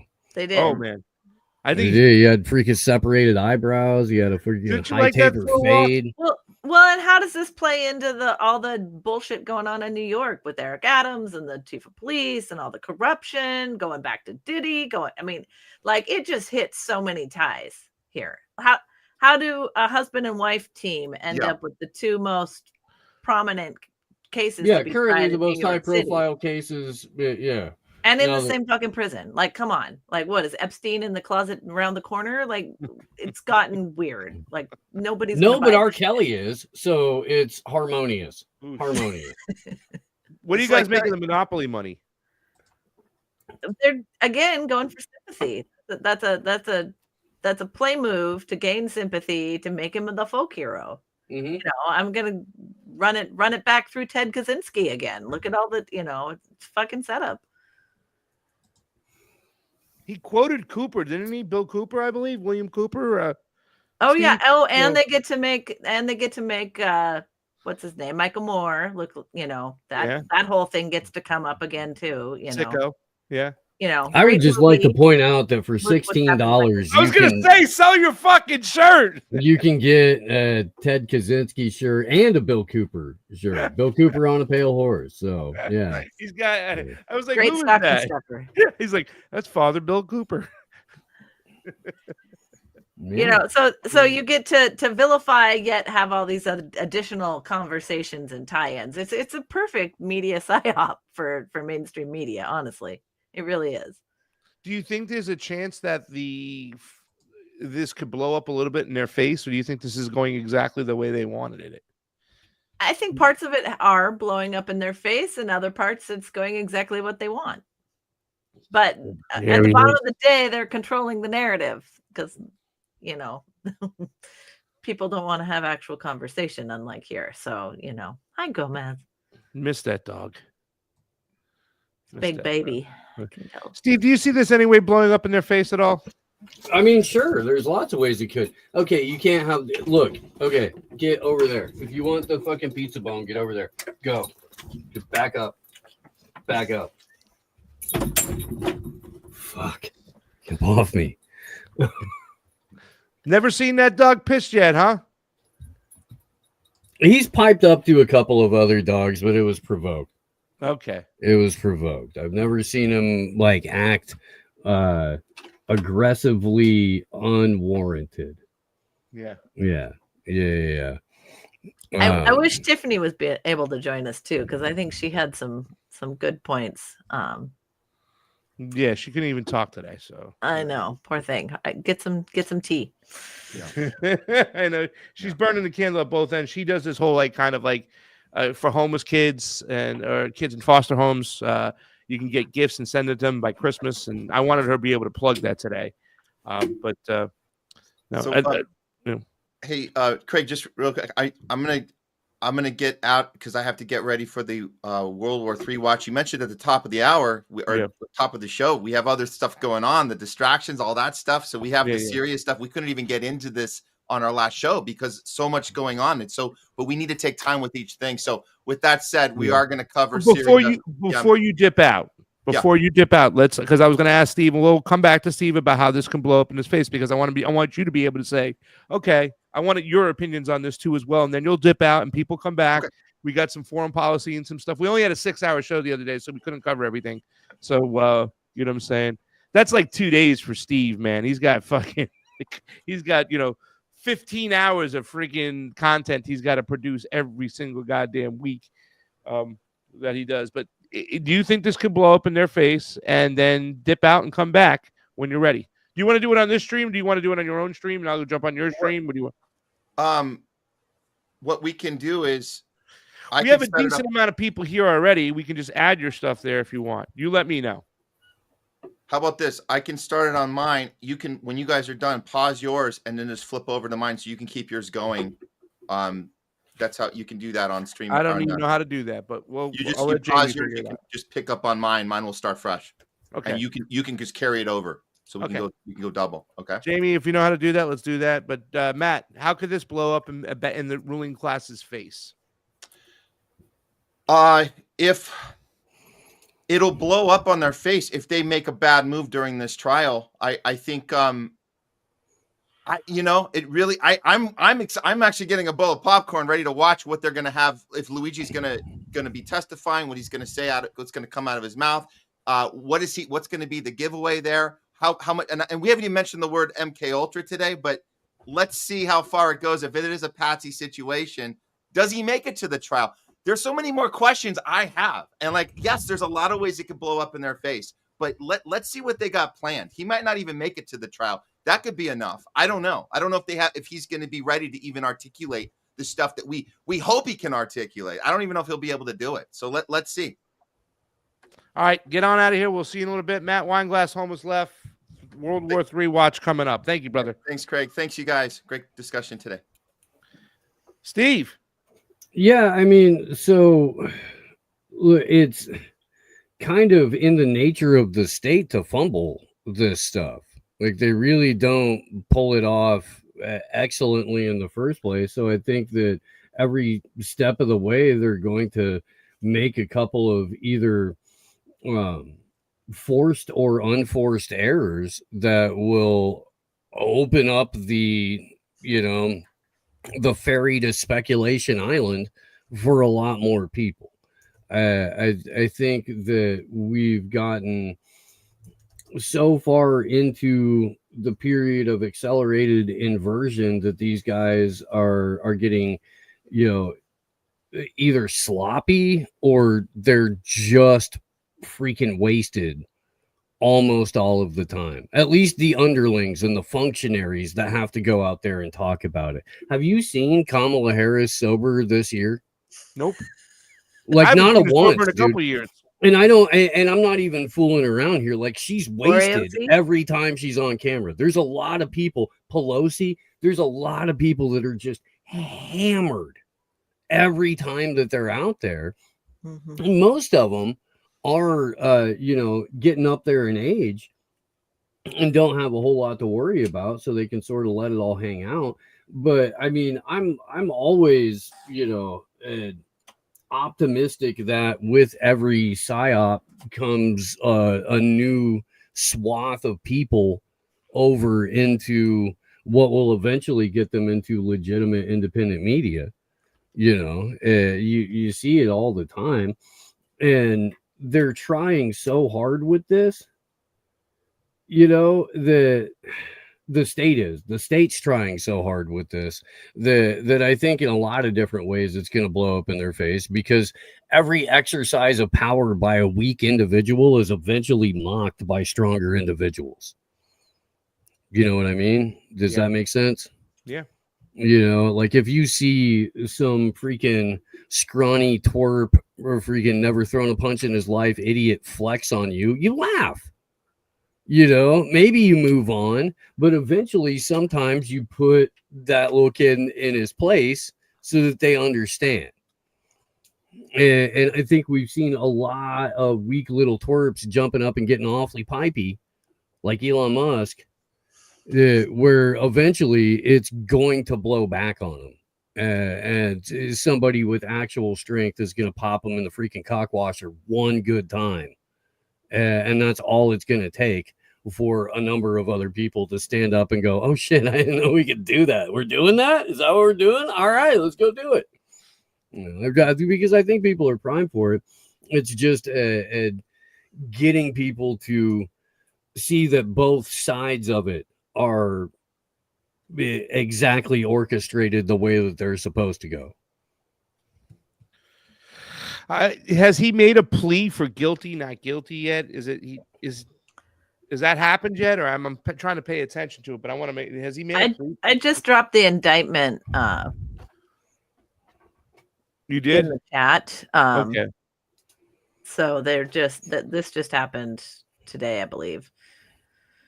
Or yeah, Okay, so no, here's the indictment. 17th, sorry. But you can kind of see where they're going with this. But we've got, Bragg's the DA. There's a shit ton of Soros sides connections there. Again, I'm just like connection. We've got the, manufactured weapon. We're really definitely hitting on that, which is so unnecessary and weird.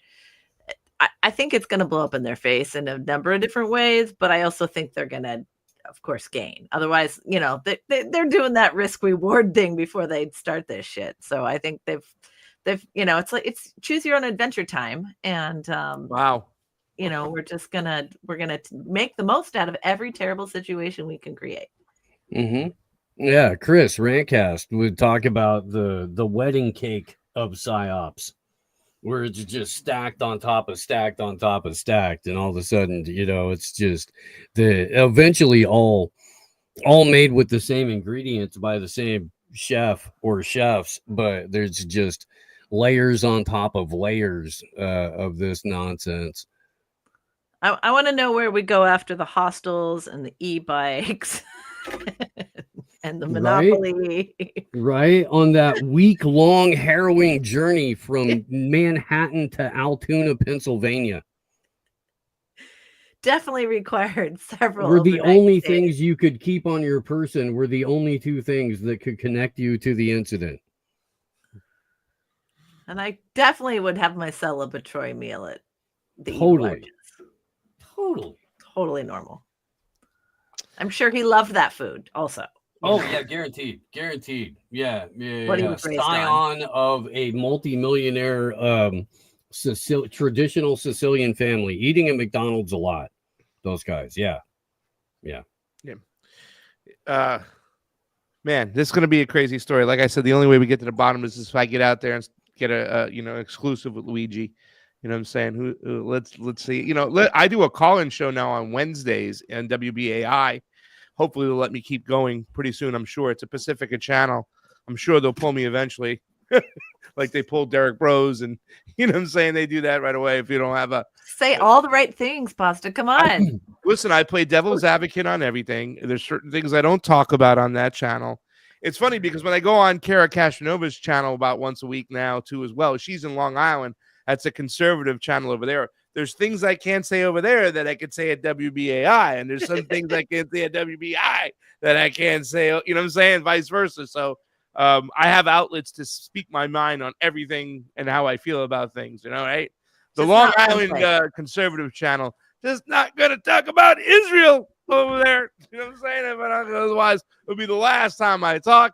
And on WBAI in New York, I try not to talk about COVID over there, because I don't want to be the last time I talk on shit over there on Pacifica. So, and I try to arrange it. But it's interesting to me because I've made it a call-in show to hear what people think and how they're grasping with situations. And the most interesting thing I found last week on last week's show, which was the first show, is that nobody really answered the question of hero or villain. Like they're afraid to still, right? Like I think the people who thought he was a hero pointed out a lot of the things the negative things that the healthcare company did. And that was the majority of the people.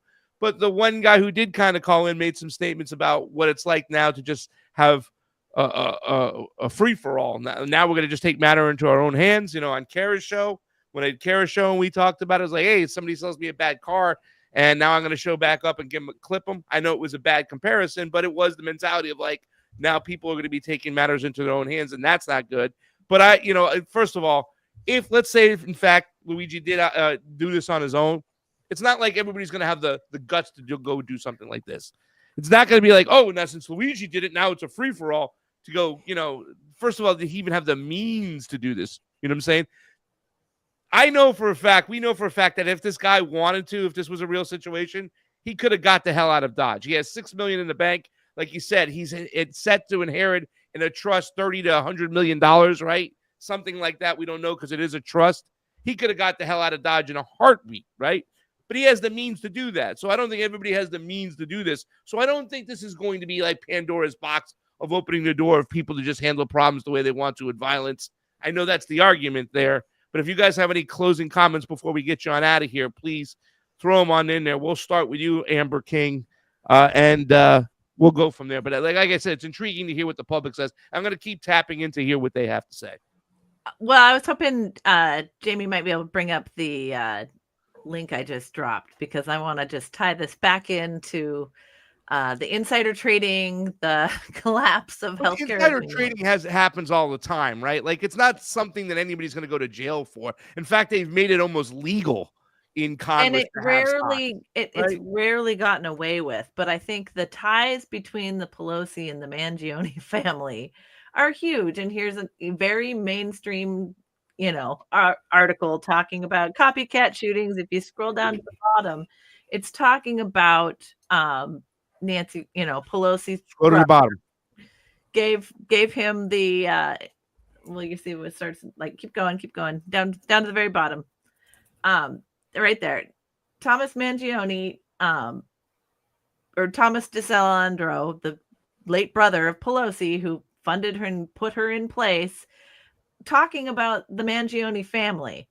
Down a little bit more. About calling cards, talking about rough around the edges, like there's clear connections here. It's very. Yeah, I just don't. That was going back to the beginning of the show, though. Luigi's not. It's too. How much of this pasta is you just reflexively going, "What mafia? There's no mafia." I don't know what guy? What murder? I mean, how much of that is just reflexive? I mean, let's be honest there. And I gotta split you guys. I know, but all right. Say your last bit. Let Steve say his last bit, and we'll get him out of here right away. Steve, let everybody know where they can find you. Your final thoughts on Mangione, and thank you so much for joining the show. amwakeupshow.com for everything. I think this is going to be whatever it was, which, the likelihood of us actually finding out is relatively slim, whatever it actually was, what it's going to be and what it's going to be used as is a wedge issue to push people onto one side of the healthcare conversation or the other. I think that there's a lot of underlying components in terms of, technocratic governments that are implied here. But we've been talking about forever how the state in general, doesn't matter what country you're standing in, is a mafia. We've talked about how the history of the United States, especially at the level of the federal government and the intelligence agencies, to say nothing of many major corporations, is interwoven with the mafia.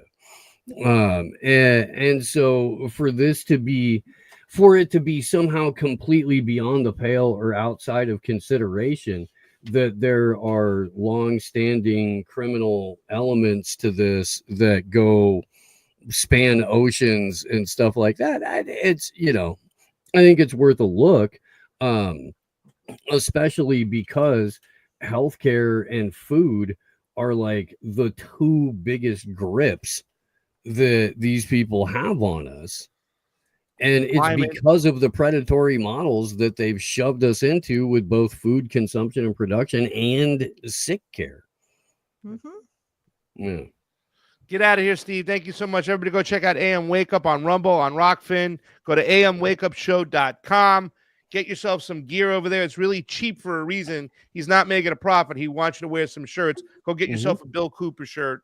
Thank you so much. Or the shirt that I have. I have two shirts. One says, "Don't trust the state. Don't ever trust the state."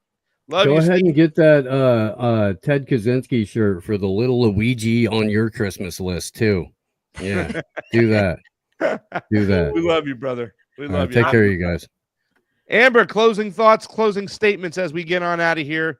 I'm gonna go back to the wedding cake analogy, the spider web analogy. I think there's a lot deeper, darker connections to this than anybody on the surface is going to be able to see, but they're going to pick up tips and little sound bites that's going to play into the rest of the larger conversation, which is that massive shift in control.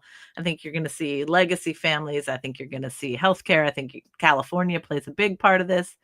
I think Silicon Valley and cybersecurity plays a huge part of this. And of course, all the things with the technocratic state, the deep state, their power structures being threatened a little bit right here. And, and not only here in the United States, where we absolutely hate our healthcare model, but also in Europe as well. Shit's hitting the fan in there for a number of different reasons, which you're about to talk about on your next show.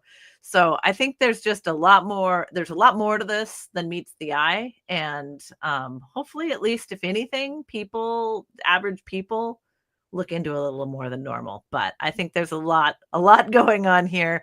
It's also way too convenient timing. That's kind of where I'm going to.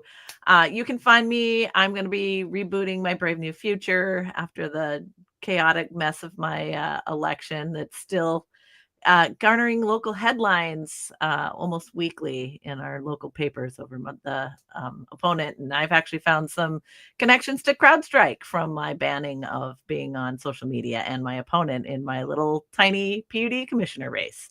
For those people out there who don't know what CrowdStrike is, that was the company that the DNC outsourced their potential supposedly hacking, right? Of their servers. And the FBI just took CrowdStrike's word. And CrowdStrike, I believe, is located in Ukraine, isn't it?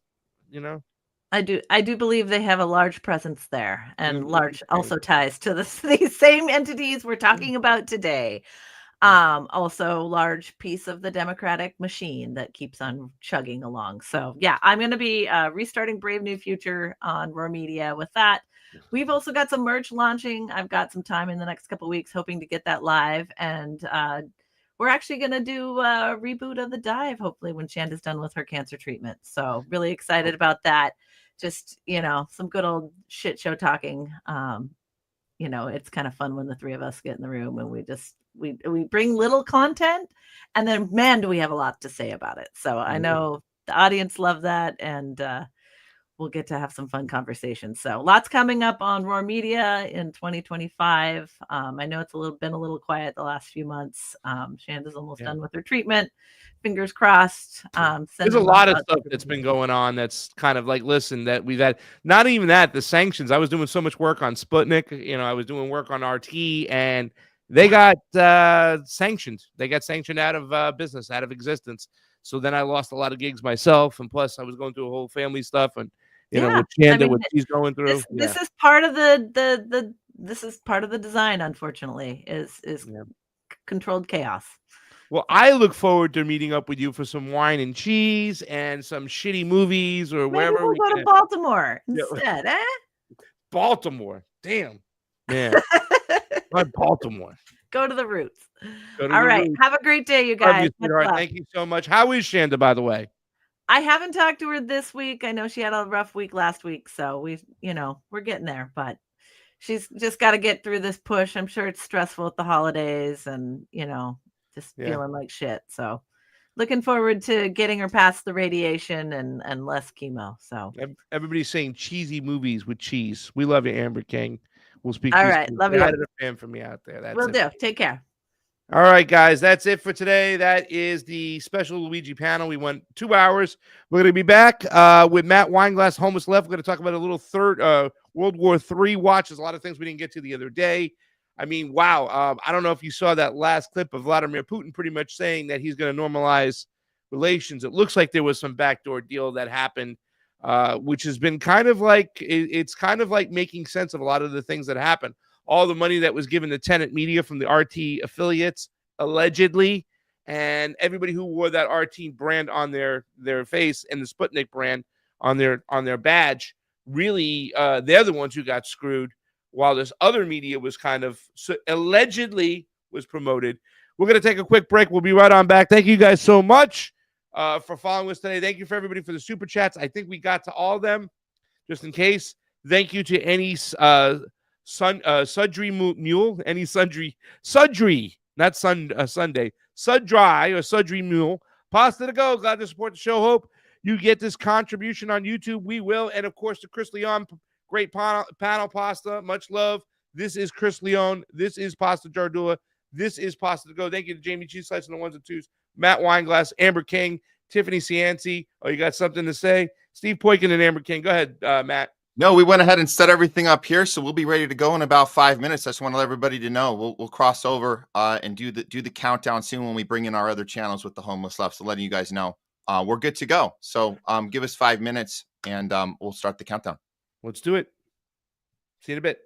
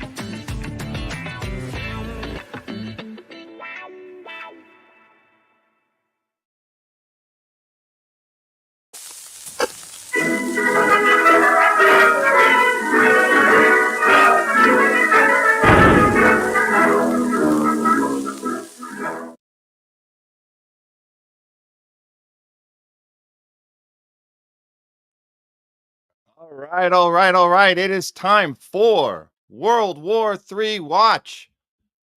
Let's just face it, it's already started.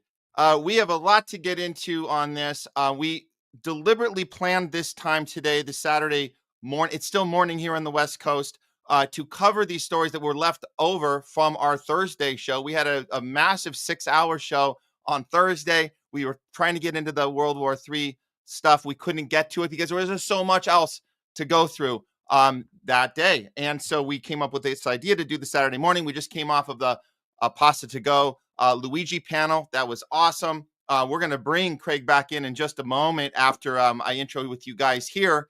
And let you know, we do appreciate all of your guys' support on all of our channels as we do the Homeless Left, Pasta to Go, all of our channels, Truthwire. We're all over the place, but we have this one common theme, and that is we take a non-tribal approach to news, a non-tribal approach to life. We are all populists. We don't align with any one party anymore. We don't align with a tribe, with a cult, with a church, with an environment that tells us what to think, that tells us what emotion to feel. We're sick with that. We are going to come up with our own ideas based on our own critical thinking skills as news breaks. There's so much of it. There's been so much of it this year. This has been an insane year, 2024, counting it down. So right now, it's time to do some World War III watch, everything that we weren't able to cover on Thursday's show. This includes what's happening in Israel with Syria. We have some new news about Yemen striking back, fighting back against Israel. We have so much going on with Russia and Ukraine as well. We're going to talk through some of that. And at the end, we'll give you a little Trudeau update in Canada. It's all connected, man. It's all connected. We're looking at World War III as it's unfolding, and there's not much we really can do. We don't mean to be so doom and gloom about it, but I do think that spreading awareness to people is something. It's something we can do, and maybe have enough pushback to prevent the annihilation of the entire planet, which is our goal. We'd love to make it to 2025. We have a week to go there, but at this point, let me go ahead and bring in our co-host. There he is, Craig Pasta Jardula. We are continuing where we left off on Thursday. Welcome back. And by the way, great panel earlier on your show with the Luigi files. You call it the Luigi files. I love it. And now we can kind of switch back over and do this stuff we missed on Thursday. How are you holding up with everything? I know you have all the stuff with your mom as well happening, which is insane because we have our personal lives we have to deal with at the same time as we're trying to take on the military-industrial complex and all the corruption on the planet. How are you doing, Craig? I'm doing great. In fact, after this is finished, I gotta have to go visit mom too as well. But I do want to have a quick wrap up on it because I know we did talk about it. But after I've had like 5 minutes to just kind of sit back, digress, and take in what we talked about. I'm so glad we had that panel because I was looking at, those, I see things that I now that I didn't see beforehand that I was blinded by, right? Like I could say, okay, this could be definitely the way to usher in more track and trace, a digital system. We're the only country that doesn't have a universal healthcare system. We're the only country where the insurance companies just, leave us for dead. I'm not saying that every system out there is good, but Steve pointed out immediately, and sometimes like my libertarian friends and Steve, they're like, oh man, no, there's no way I don't want this system, but the system we have right now surely leaves too many people falling through the cracks without the healthcare. Like we say, I think 70,000 people die every year because they're underinsured or they have no insurance, and it's even more than that when you look at it, the 200 million claims that are denied. So I think that we have to do two things moving forward. I think number one, that we do have to take more responsibility on the front end, right? This is something that I thought was amazing about the whole COVID situation. It's where it flipped the health industry completely on its face, where the conservatives were more about being, being healthy nowadays and taking accountability. We have to have more transparency on not only the foods we eat, but what they put in the foods that are killing us in the first place. These processed foods that are making us sick on top of all the bullshit we experienced during the COVID-19 and before that. So I think we have to do that. Texas Slim, who you mentioned, has the beef initiative where you can get grass-fed beef that's got none of this GMOs or crap in it and stuff that we're eating that's making us sick. We have to get more into those programs. But then I think we have to have a conversation of what healthcare looks like, right? Because at the end of the day, we want more choices, more freedom to do what we want to do. That's why I said stipends, money. Give me money that instead of spending my tax dollars to go bomb or invade another country, give us, we the people who need it most, the money to seek the healthcare we want, right? Because I think that the left is just going to push for a universal healthcare system without realizing all the entities that are attached to it that make it authoritarian, that make it even still more fascism, right? Like the relationship between the private and public entities, that relationship, at the end of the day, somebody's got to pay for it. Somebody's going to make the money from it. And it will be these private companies and the big pharma companies right now that control our healthcare system, which we call the sick care system. So I'm eager to get into the streets when you see people who want healthcare. Okay, what does that look like to you? Is it a handout to the big pharma companies? I mean, what can we use? Who's going to dictate and say what type of healthcare one individual wants to seek? So there's a lot of questions out there, and I'm glad we had that panel. I'm glad we had Steve and Amber there. It was a shame that Tiffany was sick and then she had technical problems on top of it, but it was definitely a great show, and I'm definitely got my mind thinking differently moving forward. I'm not completely turned 180 degrees. You know what I'm saying? I disagree with Steve about don't pay attention to it. I'm going to pay close attention. And he didn't say just don't pay attention to it. He said more like recognize it for what it is, or at least keep your eyes on the prize. And Amber even said that in the beginning of the show. We have to recognize the situation in front of us and understand it, so therefore we can then make a clear observation and a decision on what it is once we understand exactly who it is. So I think that's it was just a great panel. It was a lot of fun. I'm glad we did it. And thank you so much for joining us. And I'm looking forward to getting into this conversation too as well. So absolutely. And thanks for that, Craig. And moving into World War III watch, we're going to start with Putin. We covered this. So when this first broke, regarding the assassination. So let's go ahead and start with this. This was the chief of Russian Chemical Defense Forces was killed in Moscow in a Moscow blast. The name of this guy, this is Lieutenant General Igor Kirillov. He was the head of the Russia's Radiological, Chemical, and Biological Defense Forces, and he was the lead guy that was investigating the bioweapons in Ukraine and had exposed all of this. So we understood that Hunter Biden's connection with the companies that were setting these bioweapons labs up as early as 2014. We know that Biden himself just did just pardoned his son for an 11-year range, which is a very interesting number. It's based on this activity in Ukraine, which this lieutenant general was uncovering. So he was killed in this blast. Putin, we've talked about Putin on the shows a lot, and we understand that he has this ability to keep poise, to keep calm, not react spontaneously, not act emotionally, but he stays cool and collected. But at this point, we're moving into new territory now. We're in a place where we understand that the weapons going into Russia right now are fully funded by the U.S., by NATO. Ukraine is sending weapons in right now. This is something that we can't avoid any longer. So what we're seeing now is this. President Putin is saying that war has been declared on the Russian world today. This is as of yesterday, a significant shift in rhetoric.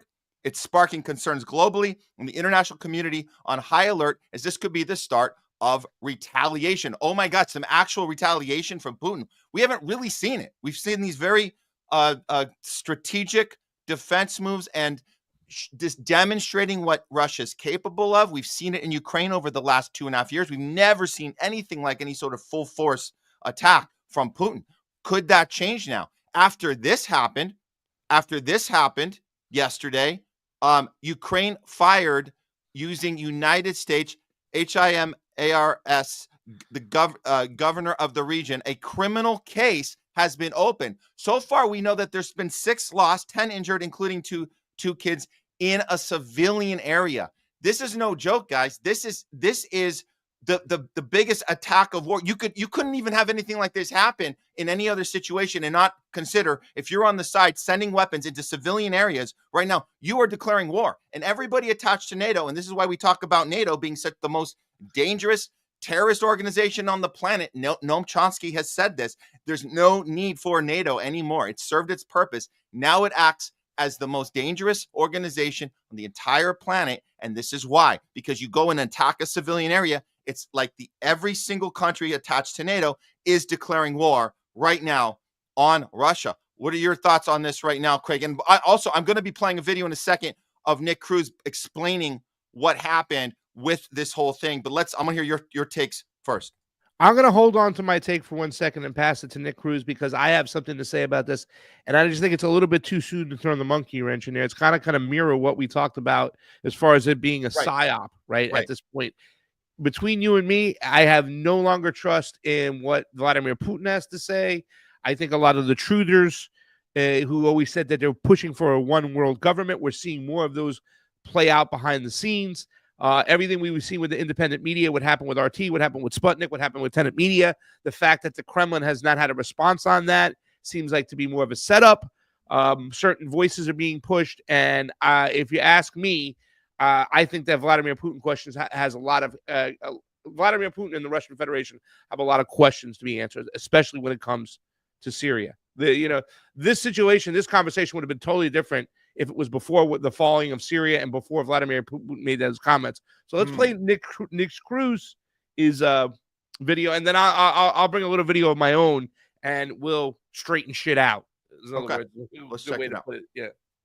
Lieutenant General Igor Kirillov was assassinated by Ukraine in a brazen terrorist attack after he exposed United States biolabs in Ukraine. Kirillov was allegedly killed by a scooter planted with explosives outside an apartment building in Moscow. The West continued to slide into barbarism by endorsing terrorism and political assassination by their allies. Are you comfortable with the assassination, though? Well, as I say, we must stand with Ukraine. I think that's a developing situation, but this morning's discussion was very clear about the strategic need for NATO to stand as we do with Ukraine in this critical period. The West claimed Ukraine has the right to do this because of the Russian invasion in Ukraine, but this sets a dangerous precedent that will completely destabilize global politics. Does Russia have the right to assassinate United States senators and NATO officials because they support arming weapons that will be used to kill Russians? The international rules-based order is essentially the West having a monopoly on war crimes and acts of terrorism. The main reason why Ukraine had Igor Kirillov killed was because Igor was consistently exposing the United States' role in funding biolabs in Ukraine. Kirillov also exposed the United States developing bioweapons in Africa. He submitted evidence at the UN multiple times, only to be vetoed by the United States. The United States funding biolabs in Ukraine and bioweapons in Africa is something that our establishment still viciously denies despite all the evidence. And Igor Kirillov had the receipts that he was more than happy to show whenever he had the opportunity to. Ukraine engaging in these political assassinations is an act of desperation. It's only a matter of time before their crimes and the crimes of the United States are fully revealed. All right.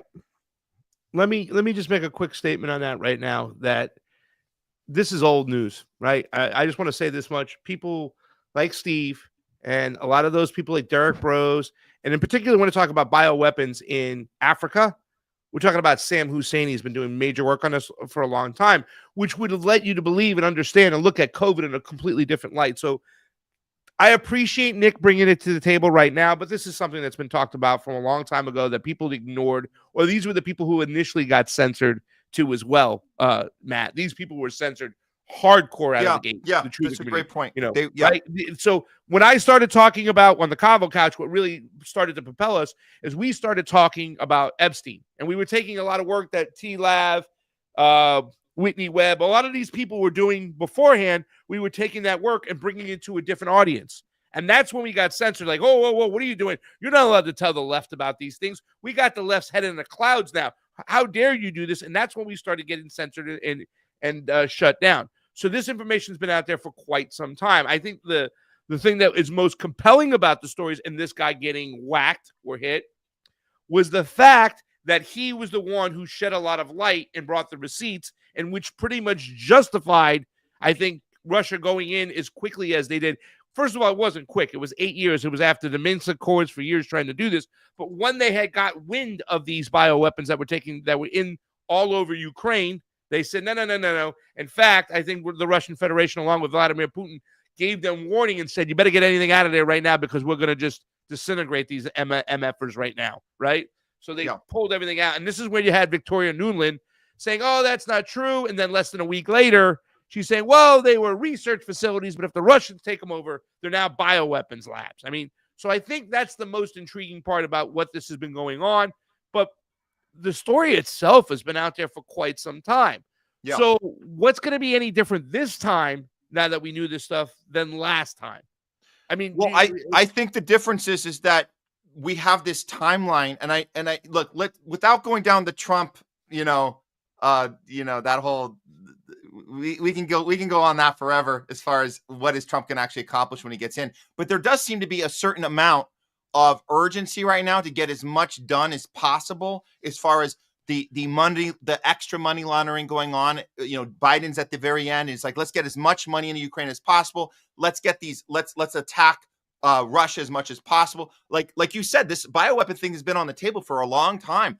Yeah. Why is he? I'll pass back to you. Why do you think it took till now to assassinate the guy that had all this information? We have it all. It's not like they took him out and then we didn't get the information. We had it. We had the information. They're assassinating now. They're killing civilians right now with their weapons funded by Ukraine, by NATO, by the US. So all this is happening. It kind of seems like it's picking up a momentum, and there's just the urgency happening. Do you think that might change Putin's position? I know you say we don't trust Putin 100%, but he's saying this seems like an act of war right now. Is he actually verbalizing this, whereas before he wasn't, because it seems like it's being fast tracked? Is there something different right now, at least in the momentum of how fast things are happening?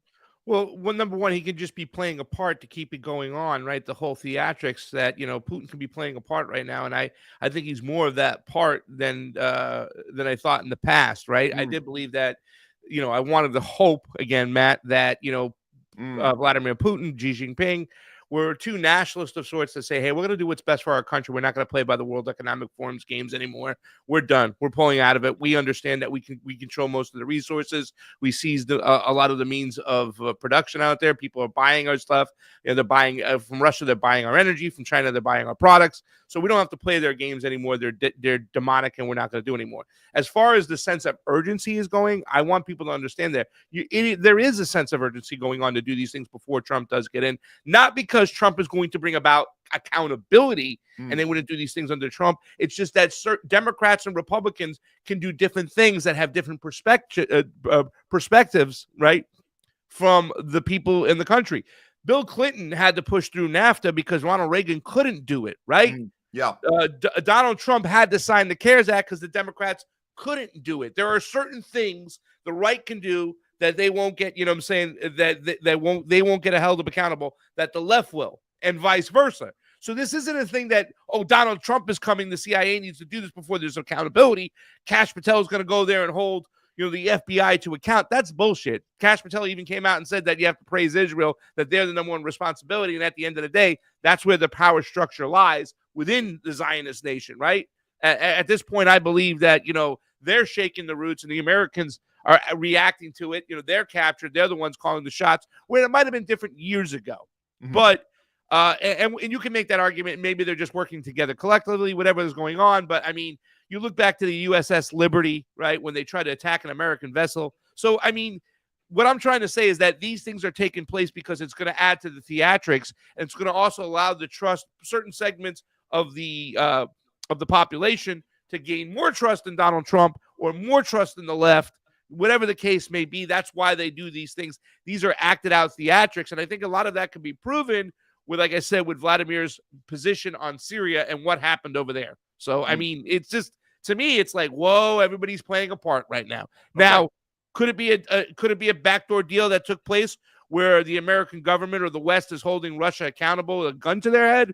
Yeah, maybe so. But then you would have thought that a lot of these drones hitting these buildings that are coming from the Kiev regime would have stopped.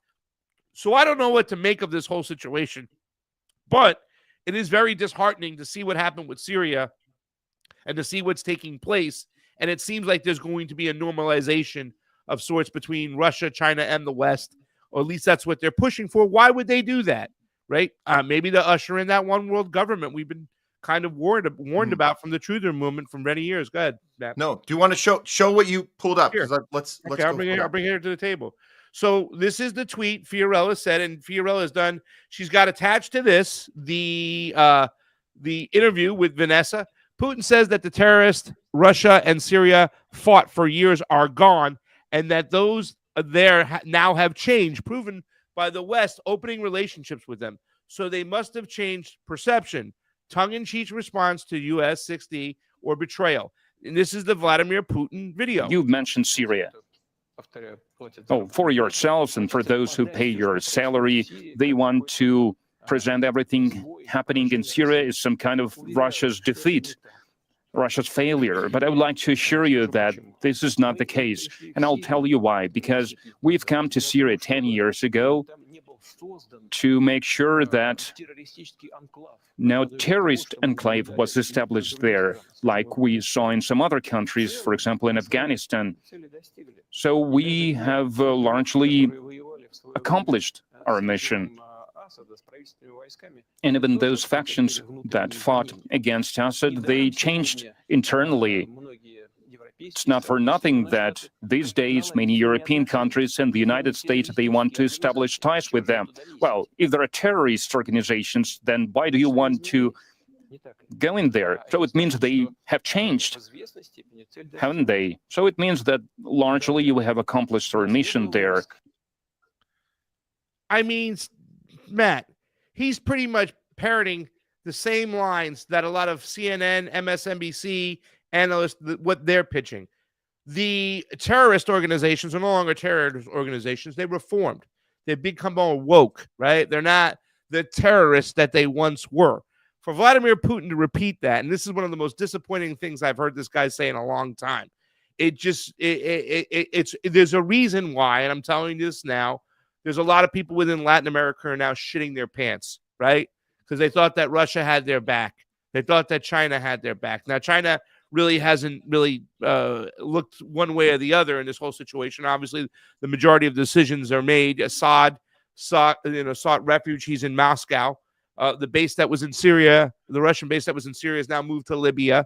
I mean, these are things that are very disheartening because I think from right off the jump that a lot of people in Latin America, part of the Latin American solidarity movement, that thought that Vladimir Putin's decisions were based somewhat on an ideological point of view. They never were. It was never about ideology. It was always about geopolitical. Yeah. But geopolitically, if you can just say, hey, we're going to give up Syria and we're going to let the terrorists that are now reformed along with Israel and Turkey go in there and do what they have to do, carve it on up. Now Qatar can maybe get that pipeline going that they wanted to. That's back into play. If Russia could turn their back and sell out Syria like that, they can do that to any country in Latin America. And this is very disappointing. So I don't necessarily believe what Putin has to say, because that right there, what he was saying is shit. That's shite. That's crap right there. You know what I'm saying? Yeah. I know you can't come out and say, listen, we have to make a deal. Enough is enough of what you're doing in Ukraine. Get out of there, let it go, and we'll let go of Syria. You can't come out and say that, but that's what it seems like it is. So this is just a really hard thing to swallow. You know, I'm processing this right now, Craig. Wow.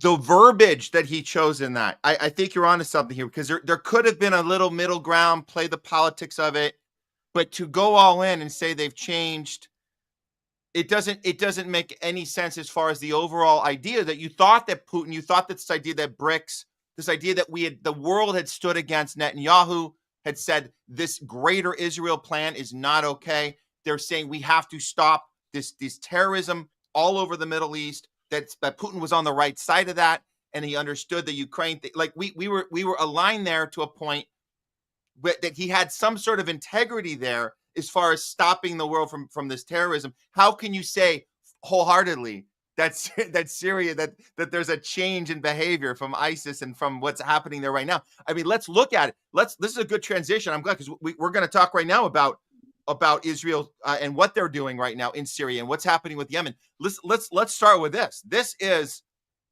Israel's advances in Syria. So why isn't Putin acknowledging this? Israel has seized 454.4, I think it's 0.4 kilometers of Syrian territory, advancing since the fall of Assad regime. This is so you look on this map, this is the captured area of the Syrian territory in 5 full days. They were managed to do this. And like you said, they overthrew Assad in 12 days, taking down Syria. It's insane that this was able to happen. Insane, absolutely insane. And so you look at this, and Adam has been really good on this. Adam E-Media, Israel continues to invade and occupy more villages in Syria. The international community is silent about it while they condemn Russia, hypocrites. Okay, and so he brings a Russia right there, but that's in the reference to what Russia's doing in Ukraine, talking about that, but no word on this, no word on the occupation that's happening right now. Mind Screwing says the Zionist enemy expands its occupation in Syria, controlling. Yeah, this is what we just showed on the other thing. No, but those disgusting parasites are defending themselves. This is Israel's a terrorist state, U.S. terrorism. So this is all happening in real time. And let's not forget, this is the plan. This is the actual plan for greater Israel. Putin has to be aware of this. I mean, he knows this. So how can he sit there and say everything is on the up and up in Syria when it's clearly in this plan? And he knows that this was the plan that Netanyahu has had the whole time. So yeah, I'm trying to process this. I'm really glad Feep had tweeted that out and showed even from her vantage point, being in Moscow and seeing this, like she's been optimistic about this up till now. And like, I get this, like, this is a big moment that we need to realize that there isn't really a good guy in this situation. So this is something else, because I see my friend Fred. I'm going to give you a call after we have disagreements on this. We're going to have nice conversations. Russia considered Syria to be a drain, untenable long term. If there was an agreement to secure concessions in Ukraine to keep, for example, the Black Sea ports in Crimea, to move to Libya and sacrifice Syria for those gains in Ukraine. Take a look. This is Vanessa Beeley. I think it's important to say, because they're kind of letting it loose right now. Vanessa is out of Syria. She is safe. I can't tell you where she's at. She might have said it, but I'm not going to repeat it. And this is the interview she had with Fiorella.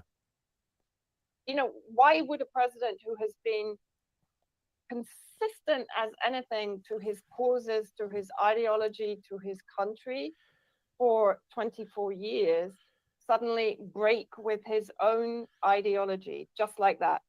Why would an army that's been fighting with nothing, on salaries of $50 and less per month, with equipment that is far lower grade than the terrorists are being provided, with NATO member states supporting them, and Israel and now Ukraine providing them with drone technology in the Northwest, etc.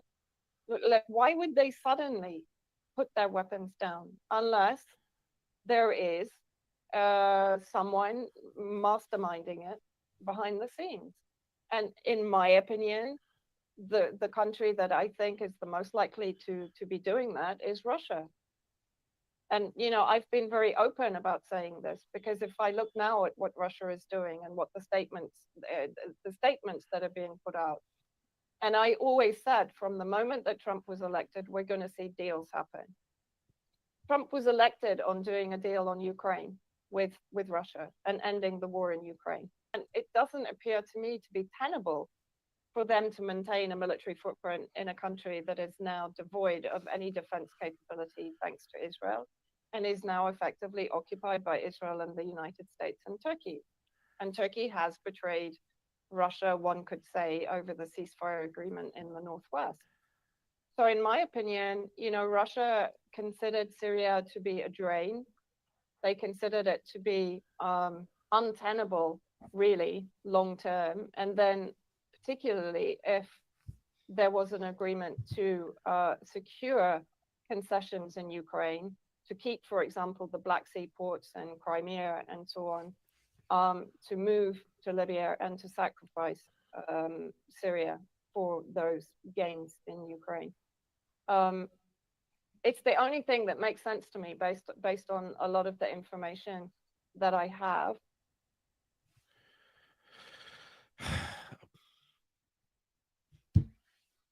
I'm telling you right now, in my Latin American solidarity threads, man, people are freaking out. You know, hopefully I don't get it canceled, but I'm supposed to go to Venezuela next month.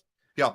I hope to God I get to go there and speak to them, because that's the country that's got to be shitting their bricks more than anything, right? You know what I'm saying? I know Cuba was transforming their whole government, their whole economic system. What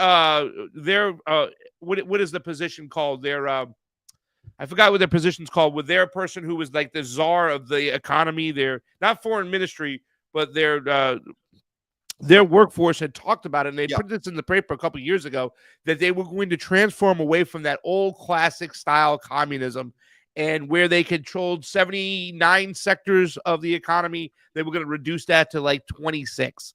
They didn't say which sectors, but I was assuming they were going to start letting go of restaurants and the hospitality industry and get out of that. But they really were dependent on BRICS coming in, on the Russians and the Chinese coming in to develop those markets, right? Because they are still blockaded. You can't access your bank cards there. You can't go to your ATM. When you go to Cuba, when I go to Cuba, whatever money I bring is the money I bring, right? And in fact, I don't even go to the exchange to exchange monies. I'll go into the black market in the streets because I'll get a better return on my money over there. But if they are no longer going to be a part of that, and they're going to be left out in the cold the way Syria was, they're scared. Another country, as well as Cuba and Venezuela, that are scared, right? Venezuela has all the oil refineries. They've been holding on for quite some time. Whether you like it or not, I haven't been on the ground in Venezuela, but I know that those sanctions, and the difference between Cuba and Venezuela is too different, because in Cuba, there's no bourgeoisie. They're all thrown out. They're gone. The oppositions are still governing in parts of Venezuela, still have investment in Caracas. You know what I'm saying? They're still very much there. And I think that any time that there's got to be a scare from the actual government that's there, that the majority of the people they understand that support the Sandinistas, the Chavistas, they understand that they don't want the Americans coming in and taking their sovereignty. But there's a whole class of people that say enough is enough. Get rid of these guys. We want to do business with the outside world. We need you gone. So they have to be scared. And the third country is Nicaragua, a country I visit a lot. They have already started to work on their canal. They're going to build a canal north of Panama, in which they would control a lot of the means of productions of, of shipping lanes and stuff. And that really does put a big target on their back, because Western, corporations are not going to do that. They want to control the Panama Canal. They want to control what goods and services and products go through there. And if Nicaragua is a threat to that, and Nicaragua no longer has Russian security that they can count on, they have to be scared as well. So this has been a ripple effect throughout the whole world, because a lot of people don't think there's a resistance there anymore, Matt. Yeah. And you know what? I have to just point out the work you have been doing, Convo Couch, Fiorel, all you guys been on the ground on this in Latin America the whole way. So you have Trump people thinking that this anti-imperialist that's coming into office is going to save the day. They are dead wrong about this. You can see that he's completely a total imperialist. You have, of course, there's nobody's coming to save these people at all. We're going to continue doubling down on every one of these countries and stealing and looting and destroying and creating more refugees and more just chaos around the world. There's nobody stopping any of this. And I almost feel like a fool to think, oh my God, as soon as Trump gets in, he's cutting off the money for Ukraine, and we're going to start moving towards a more peaceful world. It's like, with all the, I told the audience, I told you guys, we didn't want to be doing doom and gloom today, but my God, it is so hard. Well, we don't have anybody fighting for humanity right now in any sort of leadership role. Yeah, people are scared right now. I see the work, but again, let's appreciate the work on the ground from people like Convo's Couch, like you guys doing that work, because nobody else is, and we have to point this shit out, especially right now as we're transitioning into January 20th and beyond. If we even get there. Yeah. Well, I'm very interested to hear from people like Manila Chan, who had our YouTube channel taken down, right? Rick Sanchez. I'm interested to hear from people like Caleb Maupin, Rachel Blevins, all these people who work for Sputnik and RT, right? I think that they were looking at this situation as a pause, thinking that if Donald Trump came in, he would lift some of the sanctions up over there, or at least we would go back to somewhat of a relationship we had between RT with the Russian government and the United States. I think that a lot of people, and I haven't talked about it with Fiorella enough, they also feel within the independent media apparatus, which, they got to feel abandoned too as well, right? You know what I'm saying? Like, hold on. If Putin's going to play along, he's just going to turn his back over here. He can turn his back on everything. On the Russian Federation, they can turn their back on everything. I think that this statement to me right here, this proves more than anything what Putin said there that we played, and this actions towards Syria say we can't depend on the Russian government for anything at this point. I think we looked at them as being the more right, more correct, more proper of the two nations, right? Like, they're doing things a little bit better in Russia right now. They're caring for their people, you know what I'm saying, more than what we've seen over here in the United States where it's completely controlled.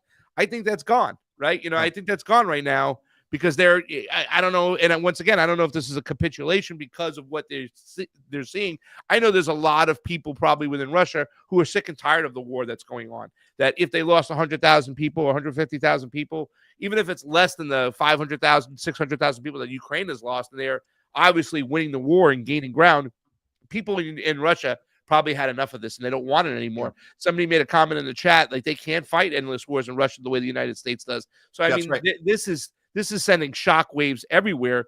But for me personally, I feel like now I'm completely alone, right? Yeah.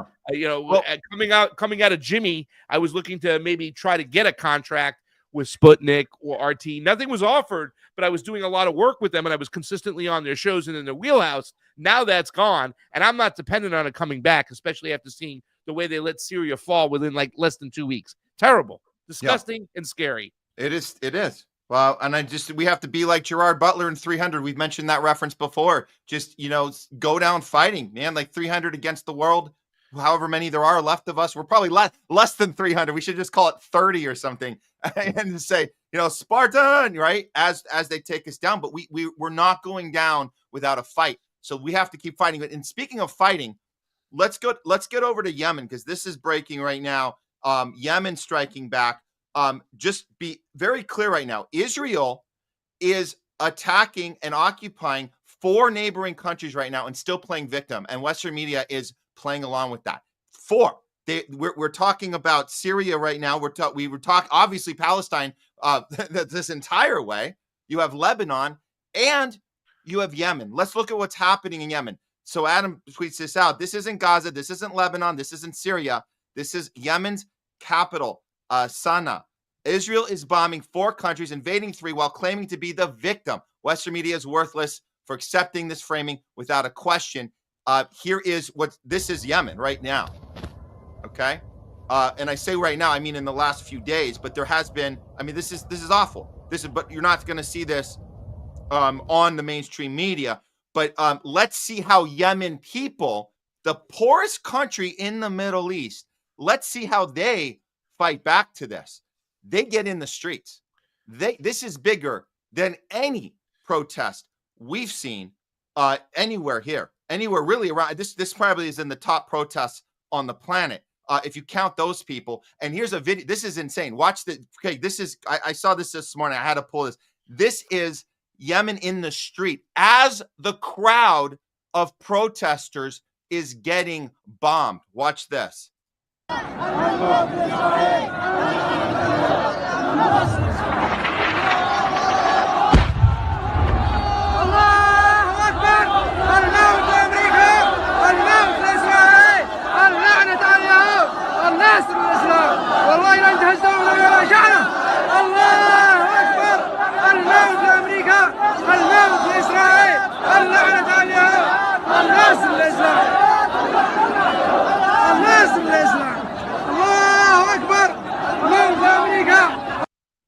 From what I understand too, Matt, Yemen hit Israel. Yeah, so let me play that right now. This is so I wanted to show the crowd getting bombed and they stay put. Meanwhile, this this just happened. Okay, here we go. The Iron Dome has been hit. And again, this is the poorest country in the Middle East, and they're actually doing something. Here it is. There's several shots of this, but this is one of them we pulled.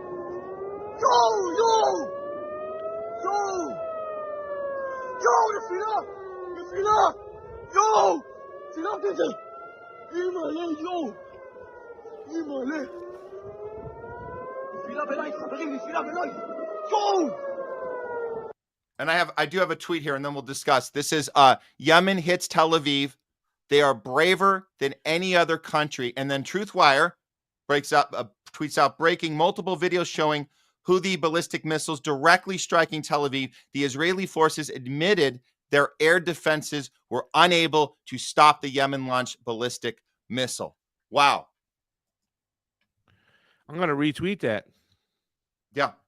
Get that out I'm there. gonna This just retweet happened, that. guys. And if you're watching us right now on the Homeless Left, pause it to go. We're breaking the news to you because you're not going to get this on CNN or MSNBC or Fox News. No, they're going to give you the opposite. They're going to tell you that Israel is the victim. Israel is the one that needs to defend itself. And we have to go in even harder on Israel right now because there's those poor people in Tel Aviv right now, those poor people. After all the schools and the hospitals and the infrastructure, the targeting of children, children's heads, children's hearts, no mention, no empathy, no nothing when it comes to that. But oh my God, look what they're doing to the Iron Dome. Yeah, you're damn right they're doing that to the Iron Dome right now. And the Yemen people, as you guys saw earlier, in the street aren't going to scatter when they're bombed in their effing protests, and they're not going to scatter. I have to put this up again, the aerial shot. This is what our streets should look like. They don't. But, we have, sometimes you get great gatherings, awesome gatherings, but nothing like this. This is the heart of people that are all in for humanity. They can live without water. They can live without money. They can live without electricity. They can't live without humanity. And that's why they're in the streets right now at all costs. And they're actually striking back. And that's happening right now. It's kind of remarkable. One of my favorite guys to watch, and one of my favorite, the people I like the most is Gerald Celente. Like, really, to tell you the truth, for me, thank you. You've been one of my driving forces. You've been my spirit animal, Gerald. It helps that you're Italian too, as well. And we've drinking anisette with our coffee in the morning, a beautiful Brooklyn morning together. Excuse me, not Brooklyn, but Northern New York morning together. Anyways, you know what I'm saying. He's a paisan. I love the guy. He's amazing. I love his work. But, he is very politically correct when he was doing his shows. And in one of his shows, he was saying, look, Donald Trump says he's going to end the crisis in the Middle East. He's going to bring about peace, and that he's very open to it. If that's what he's saying, if he proves him wrong, if he proves us wrong, then he proves us wrong. I don't believe it for 1 second. I believe Donald Trump's way of bringing an end to this is completely capitulation. People are going to have to capitulate, just like in the Abraham's Accord. They're going to have to capitulate to Israel. And I don't think that's on the table anymore, because I don't think the people of Yemen are going to be for that. I don't think the people who are part of a resistance to what's going on are going to be okay with that. So it's going to be very interesting to see how things move forward, because right now with Yemen hitting, Tel Aviv, man, that's going to be interesting, because that's, what I'm saying, what are they going to do now? They're going to up the bombing, because there are people in Yemen that thought that Donald Trump would be a better answer than Joe Biden. I don't think they understand American politics as much as we do, and understand that those guys are just figureheads and they're not really calling the shots. But, you can see Donald Trump say these things. You know what, Yemen, one more missile goes through and I'm going to wipe you out. There are a lot of people in Yemen, a lot of people who've been following the situation that understood that Donald Trump's administration is the one who had armed the Saudis to the nines, right? So hard to go after and bomb those people of Yemen that aren't going to be fooled. So this is going to be a very interesting situation moving forward on what happens over there in Yemen. Go ahead, buddy. Yeah. And it's really important we keep a historical context, and just keep our eye, like, step back in these moments and look at the full picture. We have moments sometimes where we have to relook at something that we thought was one way, and now we have more context of the present, and we can apply it to the past and then be a little more equipped moving forward in these crazy times. And one thing that comes to mind, and I think we were trying to cover this on a previous show, and we either ran out of time or something a couple weeks ago. But I think that this is so important right now that we look at the plan that we've always had in the Middle East, that Wesley Clark admitted back in 2007. We saw Jeffrey Sachs on Piers Morgan retelling that story in a different way, and we have a new kind of context to it. So you remember, and a lot of you guys are with us on this, you understood that when we created this Iraq BS situation to start this 7-country plan, Wesley Clark told us about that plan from the top down, cutting ahead. Never mentioned Israel.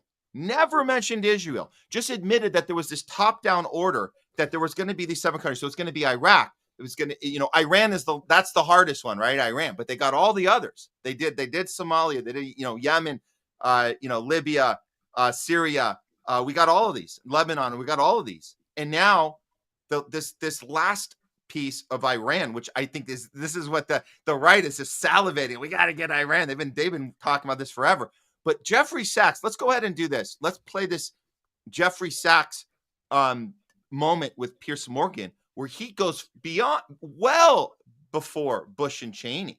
He's talking about Netanyahu in the 90s, spelling out the 7-country plan. I just want to play a piece of this so we can kind of keep this historical context, that they're saying it out loud. Netanyahu's been talking about this for decades. Let's hear Jeffrey Sachs. In 1996 with Netanyahu, who wrote a book called Fighting Terrorism.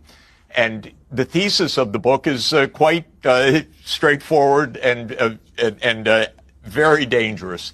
He says, there's Hamas, there's Hezbollah, they oppose Israel. It's not good for us to fight them directly. That won't work. What we need to do is topple the governments that back them. So what we need is regime change throughout the Middle East. And he actually gave a long list of 7 countries that included Syria, Libya, Iraq, Iran, Somalia, Sudan, and Lebanon. And systematically, the United States has done Netanyahu's bidding for almost 30 years now, going to war with every one of them except for the big one that Netanyahu so much longs for, which is the war directly between the United States and Iran. But the U.S. went to war with Syria in 2011, secretly, of course. This was what's called Operation Timber Sycamore. It was Obama assigning the CIA to overthrow Assad. Overtly, the United States overthrew Muammar Gaddafi in 2011. It's interesting, Piers, to go back to 2002. This is after 9/11, of course, to watch Netanyahu as being the lead cheerleader for the U.S. to overthrow Saddam Hussein. Now we have a treasure trove of documents coming out that this was really a war on Israel's behalf. Everything about the weapons of mass destruction was phony, known to be phony inside the U.S. government, but this was the argument that was given, and Netanyahu was there in Washington telling him it'll be just great if you take out Saddam Hussein. It's going to topple all the rest of the governments. The idea was, incidentally, that Saddam would be toppled and then the U.S. military would go right into Syria right away. But then an insurgency trapped the United States inside Iraq so that the Syrian war was actually delayed 8 years. But what we're watching is this crazy Netanyahu idea of regional war so that Israel can have its greater Israel, as they call it. In other words, everything is to stop the Palestinian cause, and the U.S. keeps being involved in these wars. And there was Jake Sullivan again today explaining, terrorists, who cares about terrorists? We're toppling Assad. And this is again for the Israel lobby, basically. Okay. course, Pierce is ready for his pushback, but I give him a little bit of credit letting Jeffrey Sachs talk as long as he did. That's good, I guess. But yeah, Pierce is always ready for his deflections and as well, So, but still, it's nice to get that context now because we never once talked about Israel, but at least from my vantage point, we were so angry about Bush and Cheney and this plan that we knew was fake. We knew they lied about everything back then, and we were just furious at all. The Halliburton and all the money laundering and all the illegal war, the illegal torture program, all this stuff. And we were like, we gotta get them for that. Never once did it cross my mind at the time that this was always the greater Israel plan. And I'm glad that Pierce at least gives Jeffrey Sachs a chance to say that. And a lot of people are seeing that now. So, I mean, that's something, I guess. We can kind of see the full plan, the nefarious plan from the beginning. Yeah. Man, it's just...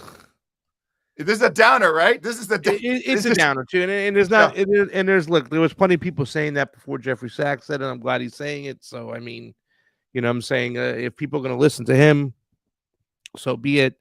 But these are things we've been talking about for quite some time. It also makes me think about Russia's role as far as their capitulation to Israel, because Lavrov has pretty much come out and shown that he has a sensitivity towards Israel, right? A lot of people believe that those who went with David Ben-Gurion to set up the state of Israel at the behest of the UN were from parts of Russia.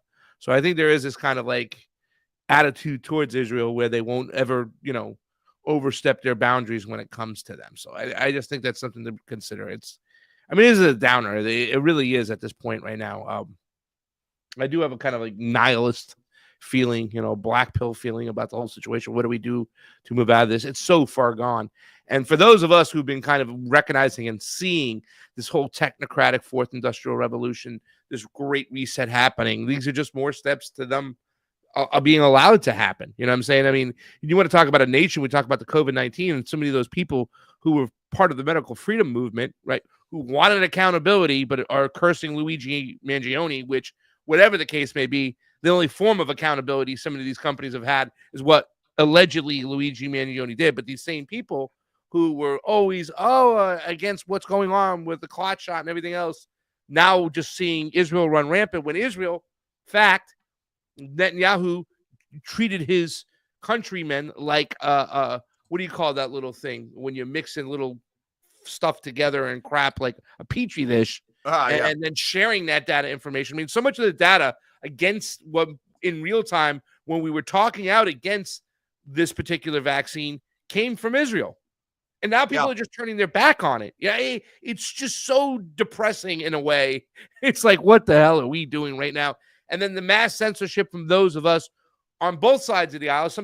Most of the people in the truth community are political atheists. We are too as well, but we do point out the fact that we come from the left. I mean, the whole point of the homeless left is to understand that we're all in this together. We're all homeless right here. We need to find a way to come together, collectively to at least verbalize and push back on the powers that are calling the shots and call out their bullshit. But we see just more lines of division, more separation, more people, and seeing people like these Ian Miles Chung idiot, right? Who, like the Nick Sorter, Benny Johnson, Tim Cast. These people are not journalists. They're cheerleaders for Donald Trump, for crying out loud. To see them further pat him on the back. This is getting nauseous at this point. So let's call it out when we can call it out. And I appreciate you have this rawness to your responses to all these people you just mentioned, Craig. I like that you go on Twitter and you call them out. You call out Tim Pool for his fake interview with that idiot, the idiot liberal doesn't know about what happened on January 6th. And the whole thing is just for staging, right? But sometimes, and what you just said to start off, you said we have to figure out a way to be homeless together. So not just homeless left. We have to find the real homeless rights when they get things right. We're not going to get everything 100%. Danny Katz came on the show on Thursday and says, look, nobody's 100%. Everybody's got their little things. But when you get somebody being sincere, and they're coming from from another place. We have to embrace that and those moments that they have sincere moments. I think, and this is, I want to play this. I think Candace Owen, push back on me if you think, but I'm going to play a clip of Candace Owen on Pierce where she calls out this genocide in a very articulate way. I really like what she did here. Let's play a little bit of this, and I want to see your thoughts on Candace, because we're talking about building a real populist movement. We're talking about connecting all the homeless people, but only the authentic ones when they're being authentic. So let's see how this sounds, and I want your take on this. Here we go. The larger discussion that's happening right now is whether or not having survived a Holocaust gives you the permission to commit a Holocaust. And for whatever reason, people have been, what I would say, milking the Holocaust narrative in the same way that Black Americans were milking the slavery narrative, and essentially saying, like, we lived through this and we survived this. And so now nobody can say that anything we do is wrong. And that's the big issue today, is that we have so many people that will not recognize that it is totally feasible that a Jewish person, and I'm speaking here about Bibi Netanyahu, could do something as horrific as what was done to the Jews throughout World War II or throughout history. But is that an accurate comparison? I'll tell you why I say that. As we know, I mean, whatever Dan Bilzerian wants people to believe, 6 million Jews were killed in the Holocaust. Another 6 million people were murdered by Hitler and the Nazis. The numbers of people being killed in Gaza are, in my view, have gone way beyond what is acceptable as a response to October the 7th. However, you're still talking about, at the moment, a death toll of under 50,000. There's no comparison in the amount of dead people compared to the Holocaust. So do you understand why? But it is a Holocaust, what's happening. Well, is it though? Yes. I think language is really important. I think language is really important as well, and that's people why say Holocaust, genocide. I think what's happening is a Holocaust. The burning bodies of the children that I'm seeing every day, and we spoke about this a little bit on my show, but I have recognized that the ability to see this stuff every day has transformed my opinion. Maybe the numbers wouldn't have gotten so high if people had spoken up when it was happening at the very beginning during World War II. And so I want to use my platform to say that I believe that they are intentionally executing a Holocaust. I think Bibi Netanyahu, there's tons of evidence, and obviously the Western media is not reporting on this, but the corruption trials that are going on with Bibi Netanyahu pertaining to October 7th and him editing the transcripts and the prior knowledge that he knew is now becoming extremely pertinent. It is a question as to whether or not he allowed the attacks to take place, essentially to then be able to go in and to commit this Holocaust against the Palestinians. Now, based on everything that I've looked into and stuff that I had not seen before, because the Western media doesn't cover it, Bibi Netanyahu caught off camera speaking about how he had no intention of following the Abraham Accords and how he was going to get around it. He has, I believe, genocidal ambitions, and that's enough. We don't need to dispute, go backward or forward. Do I think Bibi Netanyahu has genocidal ambitions against the Palestinians? The answer is yes. How authentic is she being on this issue? I mean, obviously, and I see some of the viewers are pointing out she's not very good on the Black community. That's something we can easily push back on her. She made a false statement there. Well, not necessarily a false. Go for it. Okay. I think it was untrue, the statement, right? Like, it's not that Black people that have kind of brought up situations to her. First of all, I think she was kind of pandering a little bit too when she made herself on the scene to say, okay, I'm not going to go along with everything that the Black community or the so-called Black community, the Black liberation community says, because I think they're inaccurate. But I think she overextended herself by kind of ignoring the fact that you have to look at certain things to say, is there still this kind of form of systemic racism that's going on right now taking place, which I do believe there is, right? I believe that it's weaponized a lot, and sometimes it's who they blame. People like Hawk Newsom and the Black Lives Matter community, they're blaming white people for the problem when they got to be blaming the oligarchs and the elite. That's the problem. But you can't explain to me, or if you can explain to me, that there's no systemic racism if you recognize the fact that Black people make up less than 20% of the population, but Black men make up almost 40% of the prison population, right? Yeah. That is something that you have to, I mean, if you want to say that it's because it's just inherently, Black people are more inherently violent and commit more crimes, then at least bring that to the table and bring it there. Candace Owens needs to bring the right people to the table, right? She is very guilty of what Tim Cass is doing with the tweet I make, what a lot of people doing. Like, all of a sudden, coming out of the Libertarian Convention, Liberty Lockdown, Clint Russell and David Smith no longer were really taking my calls or willing to come on my show. They do the same thing that Tim Cass did the other day. They put themselves opposite of just an over-the-top establishment talking leftist person that's not going to give you a real good argument. They hit dead ends when they have arguments or debates with common sense leftists like myself. And there's a lot of things I'd like to set the record straight on with Candace, especially now the way they're kind of talking about the Bolshevik Revolution, right?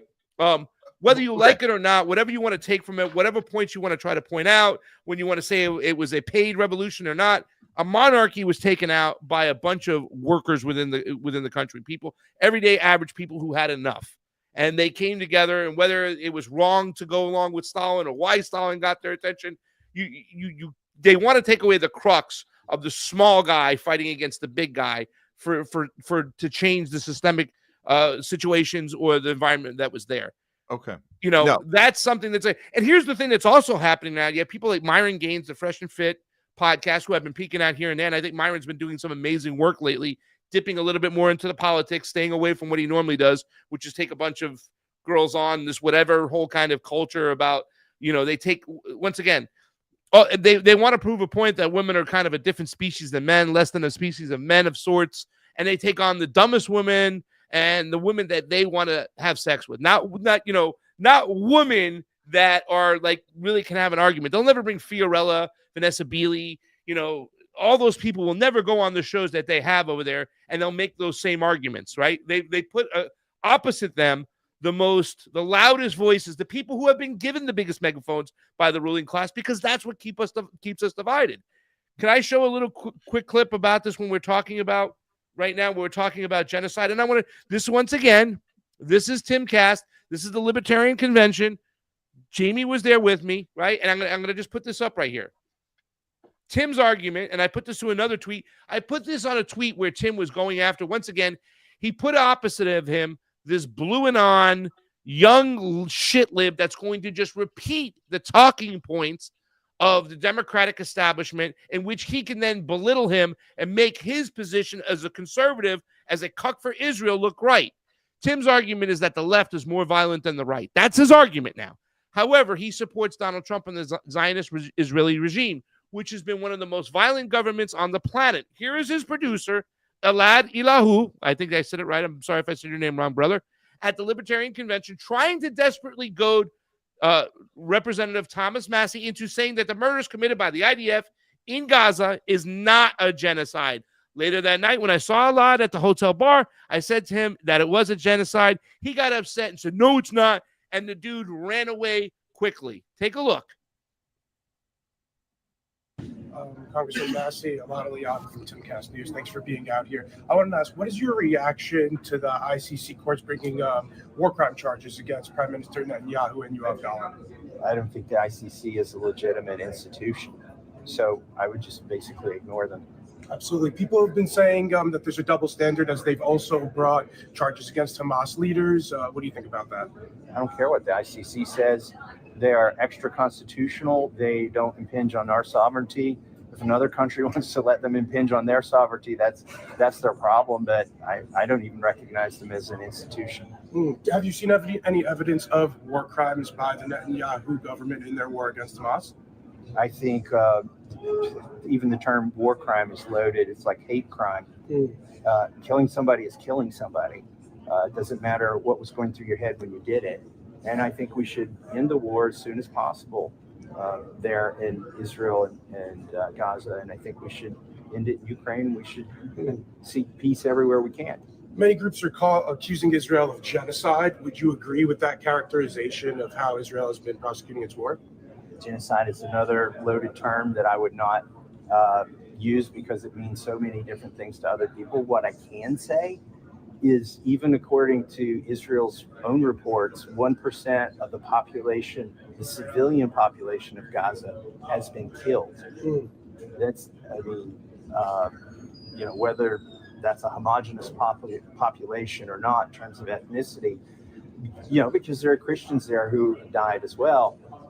It's still killing 1% of a population, and civilian population in any area is, I don't think, an acceptable consequence of a war. I just asked the other day in Congress in a hearing, what did one of the chairmen think was an acceptable amount of casualties, civilian casualties. And he said, yeah, if 2 civilians die for every enemy combatant, it's kind of par for the course here, and that would be okay.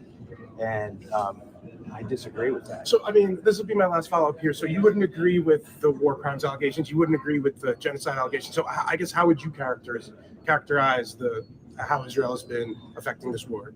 I think I just answered your question. That 1% of the civilian population has been killed. Which is too much, but not genocide or war crimes. I just said I don't use those words. Okay. Because they're loaded. Absolutely. You wouldn't call it a genocide, though. I mean, like even putting words in his mouth of sorts. I mean, come on, dude. Like, hey, this guy's a cuck for Israel. These are why these people get lifted up by the algorithm. These are why these people are so popular, bro. Is because they play along, they go along. And that when I saw that there, and I was really suspicious, I was like, dude, this dude is just going along and stuff. And then all of his thing, why is everybody picking on Israel? You know what I'm saying? And somebody put this other comment up there, by the way, too, as well. Pasta, I love you, but Candace Owens would lap you in a debate. And you, Nick Cruz, Sabby Sabs all together. Well, first of all, Nick Cruz and Sabby Sabs are completely different to me. They have different talking points. We're not swimming in the same waters, right? But that same question, and all I'm doing is saying that maybe she would. She's very well spoken. She can think on her feet. She's very smart, but she doesn't have on common sense or common sense leftists like myself. They don't have it. We're void of those shows. And there's a reason why we're void of those shows is because they can make themselves look better by having an over-the-top, shit-lib, establishment, talking point leftist people. It's time we got involved in debates. You notice that when Max Blumenthal went on Tim Cass, look at the whole fucking panel in the room. They shut up. They didn't even have nothing to say. They had no talking. They have no way of pushing back. And I think that's the last time you'll see a person like that from the common sense left or the anti-imperialist left go on those shows. Yeah. Because it disarms their talking points quickly and leaves them speechless. Okay. So first I'll say this. The video you played, I don't care about these people with their Zionist tendencies to try and set up Thomas Massey. I care about that Thomas Massey, to me, is looking just like AOC right now, like totally incapable of saying the G word. So F him. I'm sorry. F him. What we need is more Candace Owens. Now look, Candace Owens said some stuff. I'm going to go back because I didn't get to reply to that video, but I'm glad you played this one. So I'm going to tie it back to Candace Owens. Someone who has the balls to go on TV and say this is a genocide happening in real time. She has the black thing wrong. This is how you win a debate with Candace Owens. You don't go, I'm going to debate you. You go in, you say we're on the same side, and then during the discussion, you can help her realign her thinking or her verbiage, which I think you did say that it was her posturizing, opening with that statement. And I do think there's something about, hey, I'm black, so it means a lot when I can criticize my own people, and then you have to take me seriously when I criticize Israel. Just like it has a lot of weight when people who are Jewish can criticize Netanyahu and the occupation. It has a lot more weight. So she's doing that. But we talk about Israel playing the superior card at the same time as playing the victim card. That is something the black community has never been able to do. So there is no comparison to the superiority card and the victim card. This group is the only group that's been ever able to do it. It's actually fascinating to me. It's insane the ability to play those two things at the same time. So that's the thing I would set Candace straight on. There actually is no comparison. There's no other group in the history of our planet that's been able to successfully play both of those roles at the same time. No black community, no any community. White supremacists, they don't get to be victims. There's no word for hating on white people. There's a word for hating on Jews. It's called anti-Semitism. They also get to be superiors and so they get to be both. So there's no comparison. So again, I want to go into. Can I say something about though your comment? Like, see, here's where I disagree with you. Like the fact that he won't say genocide is that. Listen. Oh, you're back to Thomas Massey. Okay. Thomas Massey, because well, that was where you opened up your statement too as well, and I don't want to let that go too as well. I don't agree with Thomas Massey. My question to Thomas Massey, the one we put out there, and Jayme was with me that day, was wouldn't you agree that a lot of our involvement in Latin America, our foreign policy, is the blowback? The blowback is the fact that we have so many people migrating to the southern border, right? And he said no. And, once again, but then he tied up. He goes, but listen, I still wouldn't hit these countries with sanctions. I wouldn't fund the CIA to go after their covert wars. So at the end of the day, even though we have a different belief on why, right, he still wouldn't do it. Thomas Massie has pointed out that every member of Congress has an AIPAC member out there, but even though he wouldn't classify it as a genocide, he still thinks it's too much that 1% of the population has been bombed anyways too as well. So I understand the way people say language is important and we should call it a genocide. And I think a genocide clearly states that you're using means to exterminate a whole part of a society, a whole group within society for your own benefit of land grabbing or needs or whatever you want to do. That clearly is a genocide in my mind, right? I still, I take, it's different than what Tim Cass and his producer were trying to do to what Thomas Massie was trying to get out there. Tim Cass's producer had bad intentions there. You called that as it was, 100% bad intention. But regardless of that, and I'm going to double down on Thomas Massie. Let me do this. He's been 100% right on so many things. When you had that conversation with him, he called out American imperialism in a way we don't really see people do. He called out like he wants to end the endless wars. He does. I fully believe that. I'm not saying he's a bad actor there, and I do think that he has to be careful with his word choices. Here's some advice for Thomas Massie, and I'll give the advice to Candace Owen too, because as great as Candace Owen was at calling this a genocide, she's also missing a piece of the puzzle that you could really nail Piers Morgan on. You can nail. So here's the advice I'd say if they were both listening to me right now. The advice is this: when you get pushed back and you have to admit, okay, only 1% of the population, and okay, 1% compared to 6 million, we'll give you your 6 million. That's a whole nother conversation whether it's 6 million or not. But let's give you your 6 million for World War II. Okay. If you had this is the argument back to the only 1% of the population. If you could go in a time machine back to World War II, back to Nazi Germany to 1940, let's set a time frame as just extend it from October 7th to now. We're heading into 2025. So World War II is underway. 1940, 1941. You have the concentration camps. You have Jews getting killed. If you can go back there and say we are in the middle of a Holocaust, we have to stop this, you would be able to be right about that in advance. You'd be able to say, this is an extermination happening. We're in the middle of it. And whether they're officially dead, whether we have the correct numbers or not, we see the starvation in real time. Yes, they're technically still alive, but they're starving to death. 2.2 million Palestinians are starving to death right now. We are in the middle of a genocide. You couldn't argue that. And so Candace could have pushed back more with that. And then I would say to Thomas Massie, who I understand has to be a little more careful with his words, he could say, we are heading to that. Why doesn't he say that? If he said that, I would be like, cool, say it. But he's stopping on the 1% argument. And that has a connotation like that's the end of the story, as if we're looking back at it. We have to remember, we're not looking back on anything. We are in the real time of a genocide. We are here. This is like time traveling to Nazi Germany, 1940, 41, 42, and saying, you guys, this is happening right now. We have to stop it now. I think that's an unfair assessment. Look, I'm not going to agree with Thomas Massie on everything, but if you know anything about Thomas Massie, he would have never funded Israel to begin with in the first place. I mean, so he's been consistent. Maybe he could have gone and say, we have to stop this now. The sense of urgency is lacking there, but he even said that's a bridge too far. 1% of your population's gone. I think that's bad. You know what I'm saying? And at the end of the day, I'm just not going to play into what the ICC wants. They're not part of our government.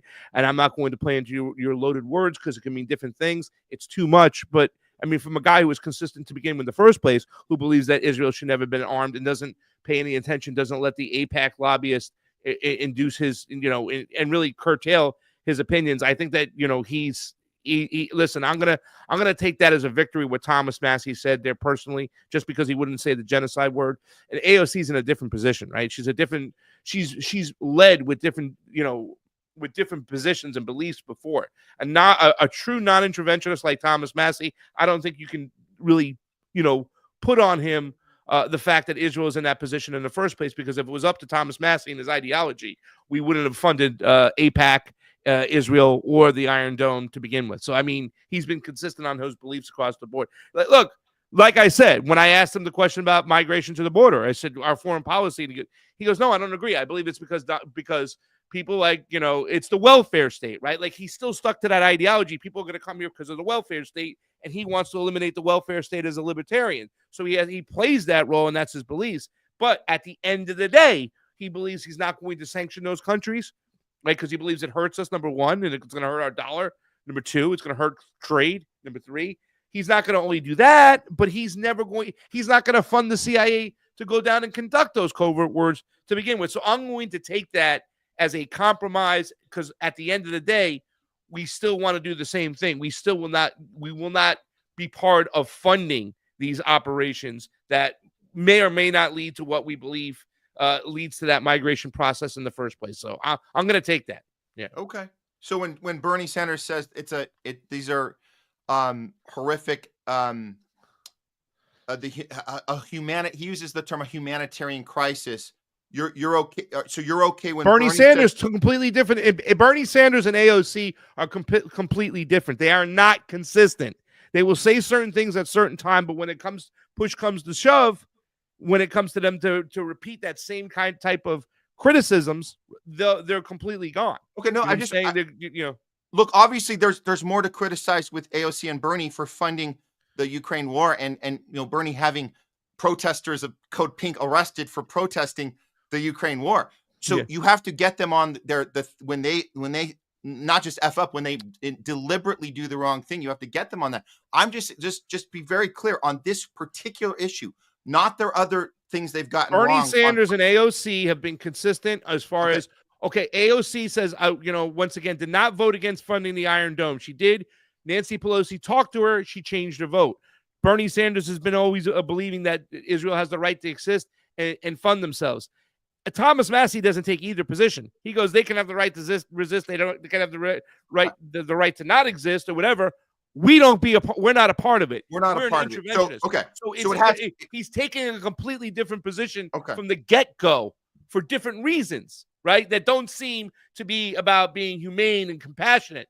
They seem to be like, we don't get involved. That's it. Bottom line. I want to be clear. So because of Massey's history and his more consistency against anti-war, more consistency on his messaging, and particularly Israel, when he says humanitarian crisis, or when he says 1%, and doesn't use the G word, we can excuse that more. We can understand that's more honest than when Bernie and AOC do. I just want to be clear. That's absolutely because once again, he's a non-interventionist from the get-go. Okay. AOC and Bernie are not. AOC and Bernie have voted for every single funding to go to Ukraine to kill more Russians. Thomas Massey has not. He's always had the position, we don't get involved. Okay. Whether it be from the position of that's because we don't want blowback. We don't have the money to fund this, the debt clock and all this other reasons. It might not come from a point of compassion, but AOC and Bernie will act like they're compassionate about stuff, but then turn around and go fund the machine itself. Okay. So again, I'm trying to understand this. I'm not, again, it's about, you acknowledge when people get things right. You acknowledge when they get things wrong. It's not about, you never brush someone off completely, and you never elevate somebody completely. You have to hold them accountable for each thing. And we will applaud Thomas Massey. Absolutely. I agree with you on all the stuff he's done right. So let me ask you this one last question on Thomas Massey. And I'm really curious about this, Craig. If he, in that interview, if he were to have said the G word, what consequences would that have for him? How would that hurt our cause? If you can tell me, because I'm trying to understand. I don't think it would have hurt or helped him either way, Matt. I just believe he's not going to speak in loaded terms. You know what I'm saying? There's genocide means different things to different people, right? So I just think he's consistent on how he feels and on what he says. Listen, he makes decisions I don't like, and I think that are not good. Every single time I see him standing up and supporting Mitch McConnell because they're in the same state, and his idea is we're going to mitigate damage over here. We're going to take the Republican over the Democrat. I think that's kind of being a little bit hypocritical himself. So there are areas in which I do not like, you know what I'm saying? But once again, I think he's just way more consistent than the other people we're talking about. And like I said, he wouldn't say genocide, whereas if I'd say that's a complete genocide. And for those people out there like BB Brown PT who need to hear that language, you know, who needed that virtue signaling of sorts, that's fine. Thomas Massey will not do APED's bidding. He will not give money to any foreign entity. He believes that we should be taking care of our own problems. And if that's a non-compassionate point of view, and that's why he does it, then I'll take it. Like I said, I've always taken the libertarian point of view when it comes to their non-interventionists. That's why it was so confusing to me. Like people like Angela McArdle, people like Clint Russell, Dave Smith would capitulate and go and vote for Donald Trump when he was a Zionist. But even though their flawed candidate, he was flawed in many ways, was an anti-Zionist, like, why wouldn't you back him over there? It's confusing to me because at the end of the day, I'll still take the libertarian ideology. It's why I voted for the libertarian, because they had a fair primary process. And the fact is they believe in the non-aggression, principles. You don't get involved for whatever reasons. If it's about money, if it's about blowback, fine, that's okay. If it's not because you have compassion for what's going on and really want to fight for human rights, but you have other reasons why you still don't want to intervene at the end of the day, I'll take it. Okay. All right. Fair enough. That's my point of view. And Dude, I gotta get going. I got my mom. Yeah, we gotta get going. Yeah. I was gonna cover Justin Trudeau, but you know what? You want to cover it, and I'll dip out and finish it on up. Yeah, that's fine. We can certainly do that. I just want to also make sure that people know that we are going to be back together for the top censored news of the year. That's going to be on the 30th. Here's the card on that one. This one will be a week from. Oh, it's coming up. This is going to be a week from this coming Monday. Yes, the last Monday of the year. This is you, me, and Kit Cabello, Hardlens Media, doing the top censored news of the year. We're going out with a bang, guys. So that'll be on all our platforms before the new year, and we'll be coming back next year with some more stuff for you guys on all of our channels. But these are the conversations that are important. We like having this discourse and discussion. We know that the audience can get a little riled up with us, which is great. And so, but we're all about diving into stuff. We keep our brains, our minds open to evolve as we go. But it's about having good intention, and with good intention and good action on our end, we can call out the bad intention and the bad action from others, which I appreciate you've been doing so well, Craig, over all these years. I'm glad working with you and having these discussions, these long discussions that are more than just putting up the headline and moving on. We got to dive into this. There's nuance, there's layers, it requires our critical thinking skill. So yeah, thanks for the opportunity. And for being part of this discussion today. Thank you, brother. Thank you for coming on earlier today. And it's our day off, and here we are 3.5 hours into a goddamn show, Matt. Ooh, we got to find a way. Yeah. I love you, brother. I got to get out. Thank you, Jayme CheeseSlice. Thank you, everybody who watched today. Thank you for everybody who donated, all that good stuff. We love you. Jayme, if there's any more super chats that come in, can you make sure you get them to Matt to read or read yourself, buddy? Yep. We got it. Awesome. All right, guys. World War III Watch live today. We just did a back-to-back. We were on Pasta's panel earlier with the Luigi files. We were talking about healthcare system. We had a great panel discussion there, and been doing the World War III stuff. And we couldn't get to any of this on Thursday because we had a 6.5 hour show on Thursday. This is insane. So much content, so much to get through here. We're heading on the last week of the year here. So we'll just end with this last story on World War III Watch. We're asking, is the fall of the Western Empire actually coming? Canada is realizing at this point. They've known their Justin Trudeau has been captured by the WEF. He's working on the behest of the oligarchy of what you would call the globalists, as we call them, the Klaus Schwabs and all that stuff. He's been doing it the whole time. So all of his throughout his regime in Canada, Justin has been working on the behalf of those people and the crowds. Every time Justin goes into crowds, he can't even go to a restaurant without getting heckled. It happens more and more every year, every day. Every day he gets heckled. He can't go out in public. We like seeing this. We like seeing the heckling. I'm not going to play all of them, but this is one of them we thought was fun to see. So this is like every day now with Justin Trudeau when he's in public. Here's what happens. You fucking scumbag! You're garbage! You're garbage!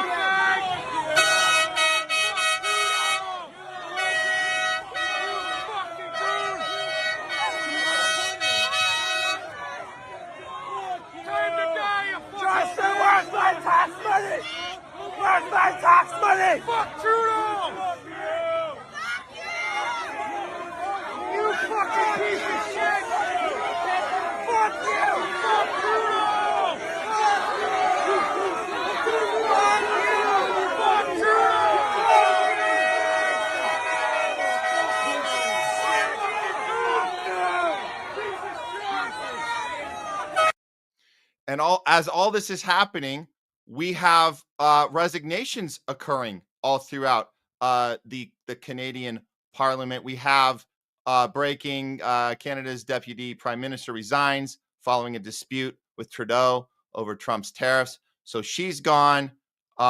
We have, this is less than a week ago. Justin scolded Americans because we voted for a second time to not elect first woman president. So yeah, he's getting into our elections and scolding us for not going along with our empire. We debate Trump being part of the deep state or not part of the deep state. But the point is, we didn't fall for the BS of Kamala Harris. Justin was like, "You guys, you were racist and sexist." It's funny because the female finance minister resigns. So as he's trying to say we have to be about women, that's happening. So there's a contradiction there. But look, people are saying that Justin's ready to resign himself. Let's see. Pierre Poilievre, he gave a speech about this in the Parliament. He's asking, let's see, that the Governor General to reconvene and hold a non-confidence vote. So he's asking to hold a non-confidence vote on Justin Trudeau. Let's see that clip here. I got that. So yeah, there's a major fallout happening here. They are pushing him out. Let's see what Pierre says here. Got that clip ready to go. Today we saw the next episode of the chaotic clown show that is costing Canadians after 9 years of this NDP Liberal government. Justin Trudeau, who egomaniacally holds on to power even though 80% of Canadians want to fire him. And then you have Jagmeet Singh, who, after he duped you all and claimed he'd ripped up his deal with Trudeau, voted 8 times to keep Trudeau in office over the last session of Parliament. This cannot go on. And that is why, in just a few moments, I will be writing the Governor General, asking her to urgently reconvene Parliament and require a non-confidence vote so the Prime Minister can judge whether he stays in power, continuing to ruin our country, or whether we get an axe the tax election to allow Canadians to take back control of their lives and their country.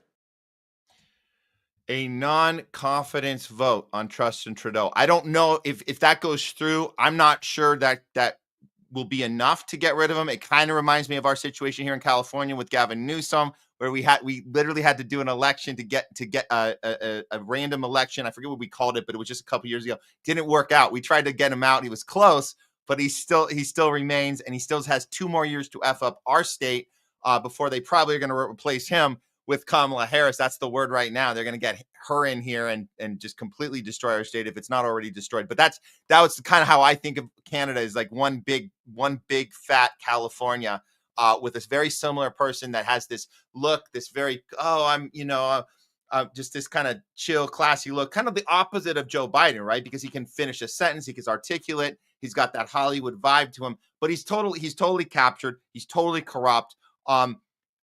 Trudeau hits back on this.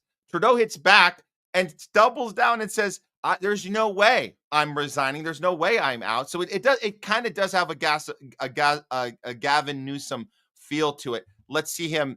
I believe this was just yesterday or early this morning. I think it was yesterday. This is him claiming, "There's no way. There's no way I'm out of here. I am sticking it out. I'm going the whole way." Here we go. Prime Minister, are you going to step down?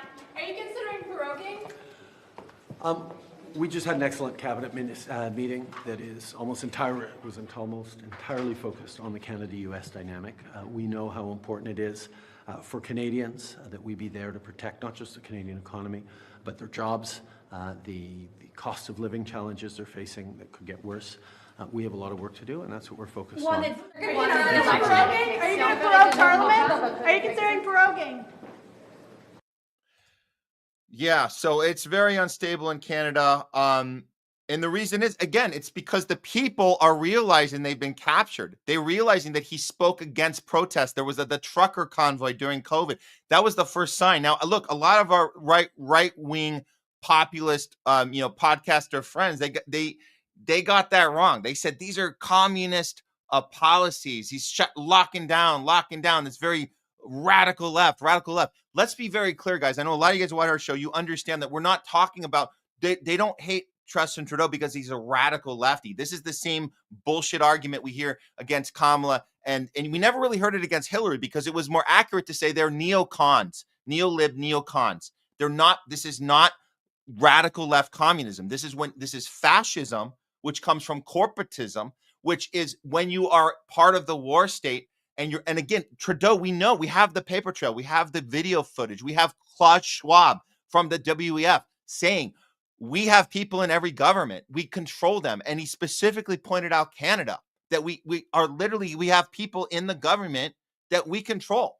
So unless you think Klaus Schwab and the WEF are a bunch of communists, a bunch of left-wing Bernie Sanders radicals, then you're not really understanding how inconsistent that argument really is. But again, whatever you want to call it, you can label it whatever you want. Maybe we're just talking semantics here. Maybe it just feels better to call it those things if you want. But at least we can all agree on one thing. We're seeing the same thing. We're seeing the Canadian people step up and revolt against the fascism that's been going on in that country, at least for the last 4 years. And there is no accountability. There's no acknowledgement that they got all of that wrong. They got the trucker convoy wrong. They got everything wrong when it came to the locking down, silencing of free speech, punishing people who were standing up. They're done with it, and they know that Justin Trudeau doesn't represent them.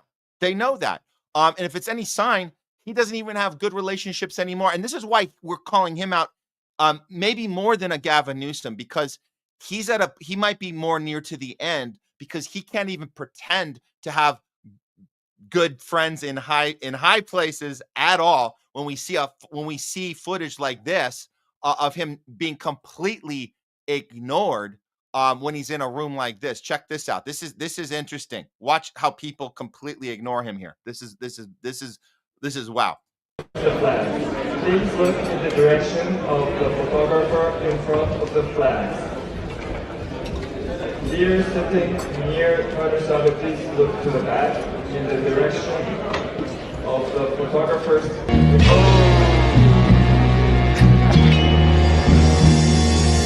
Oh, let's turn that music down so we don't get a copyright. But that was somebody did oh yeah, and that's the F Trudeau hat. Whoever made that's pretty funny. That's the F Trudeau hat. I believe that's a trucker reference because you got the trucker hat, the plaid shirt. That's pretty good. But yeah, he couldn't even get a handshake on either side of him. That's awesome. That's pretty good. So yeah, so let's keep an eye on Canada, what's happening there. They might be even further along than we are as far as recognize. I mean, I say we, I mean like California. I mean, this is what, when we look at California as 100% blue state, again, not radical lefty. We're not there doing any left policies. Everything is right wing. It's anti-labor, homelessness everywhere, 100% pro-war. We forget bodily autonomy. That's out the window. So don't think for a second that we are that the problem is the thing that we don't even live in. So all you guys, please understand this. Please, I beg you. And again, we might be talking semantics, but please stop calling this radical leftyism, please. Because when you talk about communism, you have to go to a country that is communist to then figure out what's going wrong there. And then we can talk about American imperialism. We can talk about that being the thing that every time there's a communist or socialist government that pops up, we go in and destroy it. If communism and socialism is so bad, why don't we let it fall apart on its own? That's a great question. Hard to get an answer to that question. But in the state we're living in here in this country, this is called capitalism. What we're seeing is a failing of the system we're in. So stop blaming it as a failure of a system we're not in. Okay, let's get into that system, have that fail, and then we can have a problem with it. But everything we're seeing, California, Canada's just a bigger model of what California is, which is 100% blue state, which has gone 100% against the people, totally captured by corporations, totally captured as Justin Trudeau is totally captured by the WEF, pushing these fascist policies. It's the corporations capturing the government. Corporations capturing the government. That is fascism. That it's corporatism, which is fascism. So why don't we how about this? Why don't we just stop altogether with the lefts and the rights and just come together and say it's the people versus the power? People versus the power. We'd be a lot better off if we can all align on that and just throw the semantics out the window and just talk about people versus power. That would benefit all of us if we could all align on that, and put our ideology aside. This is people getting their rights taken away, and the powerful people owning everything and us having nothing, which is the plan. So good luck to Canada. Them getting angry and getting in the streets is good. This is what we need more here. We need more of that happening here. So I'll give Canadians more credit than Californians because they're getting in the street. Gavin Newsom doesn't get heckled like that. He gets little bit here and there. I'll tell you, we see Gavin Newsom getting little here, little there. Nothing like Trudeau gets. So bravo to Canadians for standing up against this BS. They see it.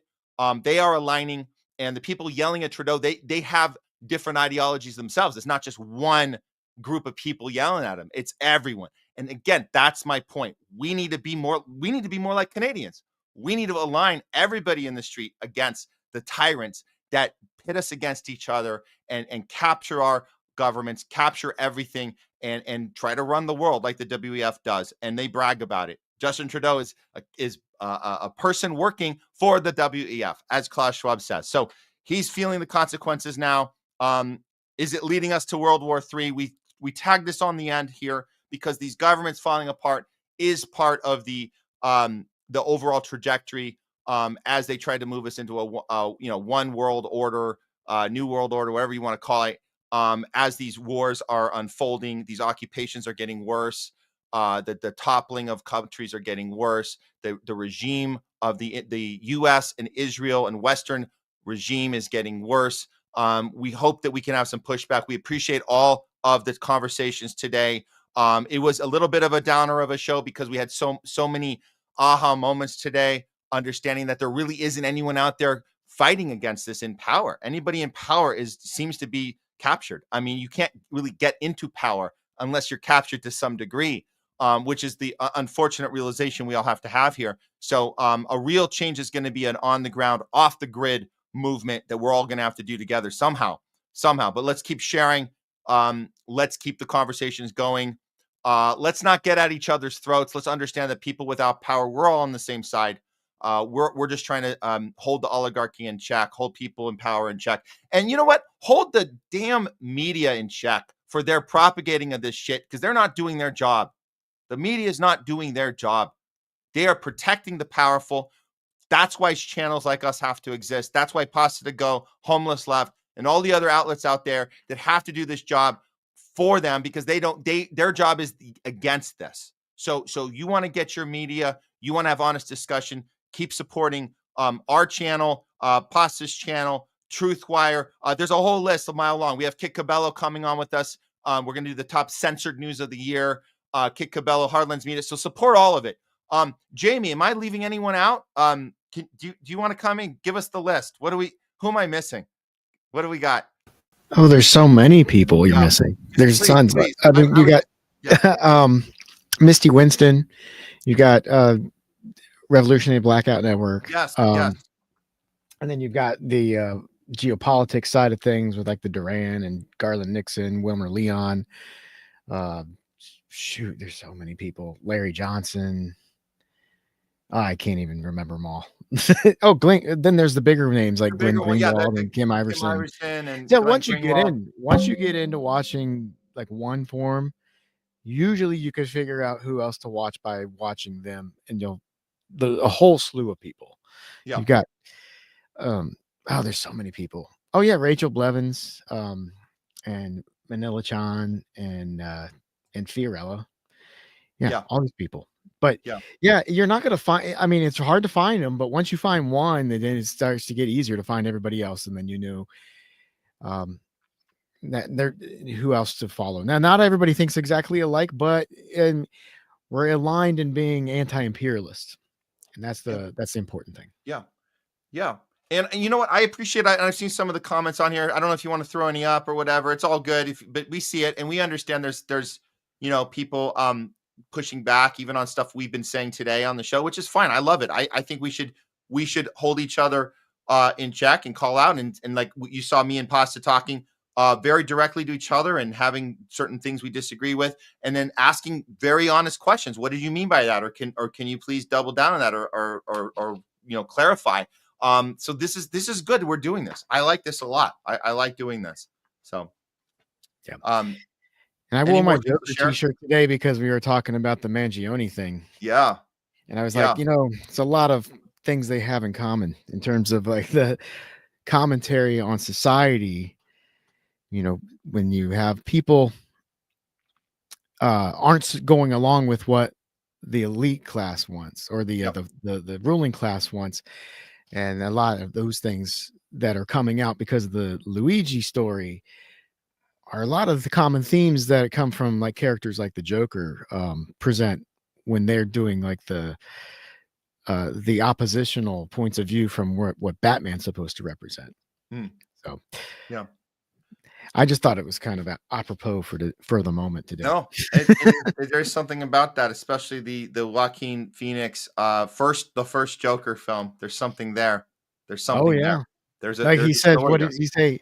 He says, I'm tired of pretending like I don't think this whole thing is funny. Yeah. Yeah. And it's like, there's things like that. There are news stories like that out there, like the Hawk Tua story. I do think part of it's funny that these people, it's horrible that somebody would invest all their money in that stupid meme coin and then lose their money. But at the same time, it's kind of funny.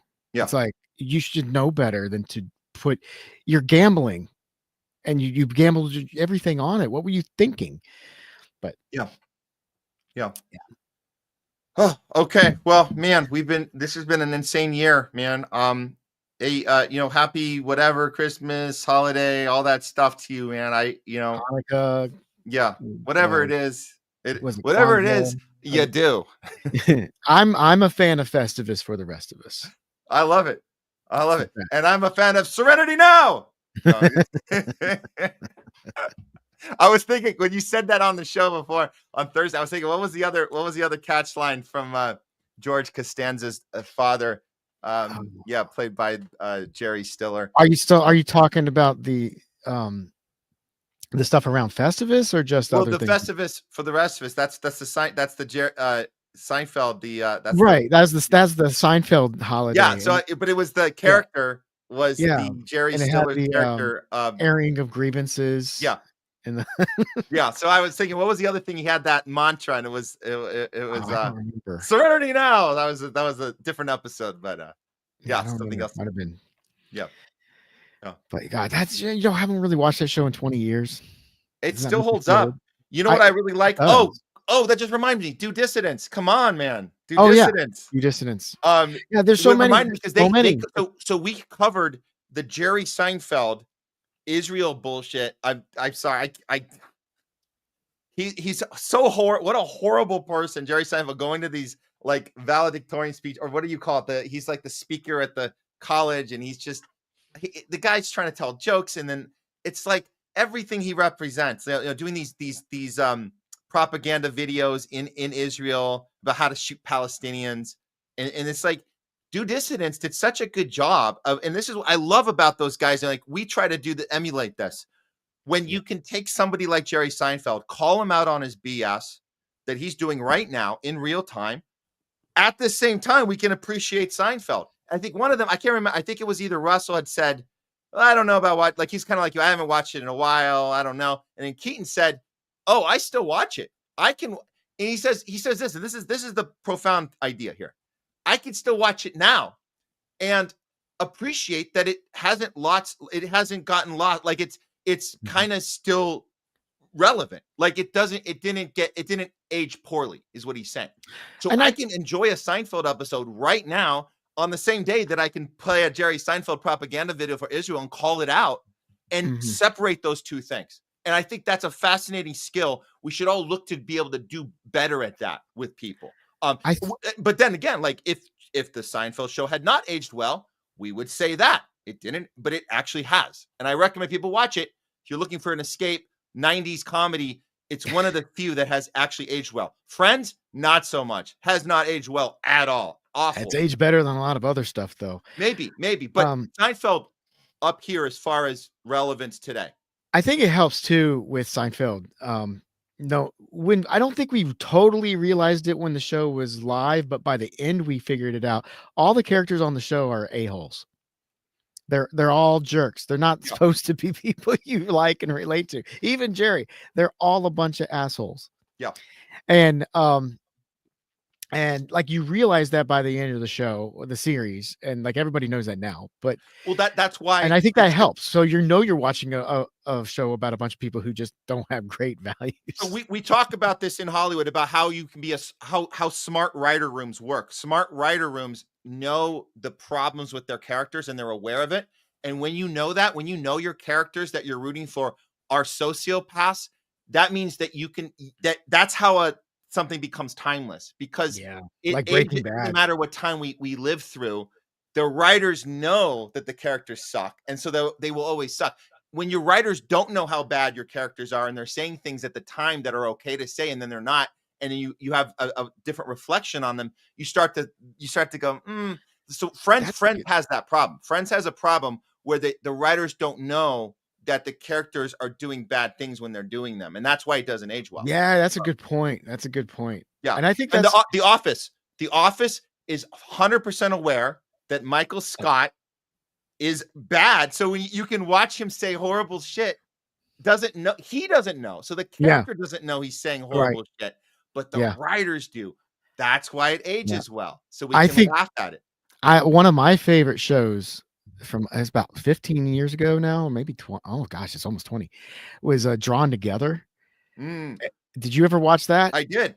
Man, I loved that cartoon. Yeah. But like every character on that was a horrible person in their own ways. I mean, but it's so funny because it's just every kind of stereotype and racist trope, and they confront them head on and you got like one character's this trope, the other one's this trope, and they just smash them together.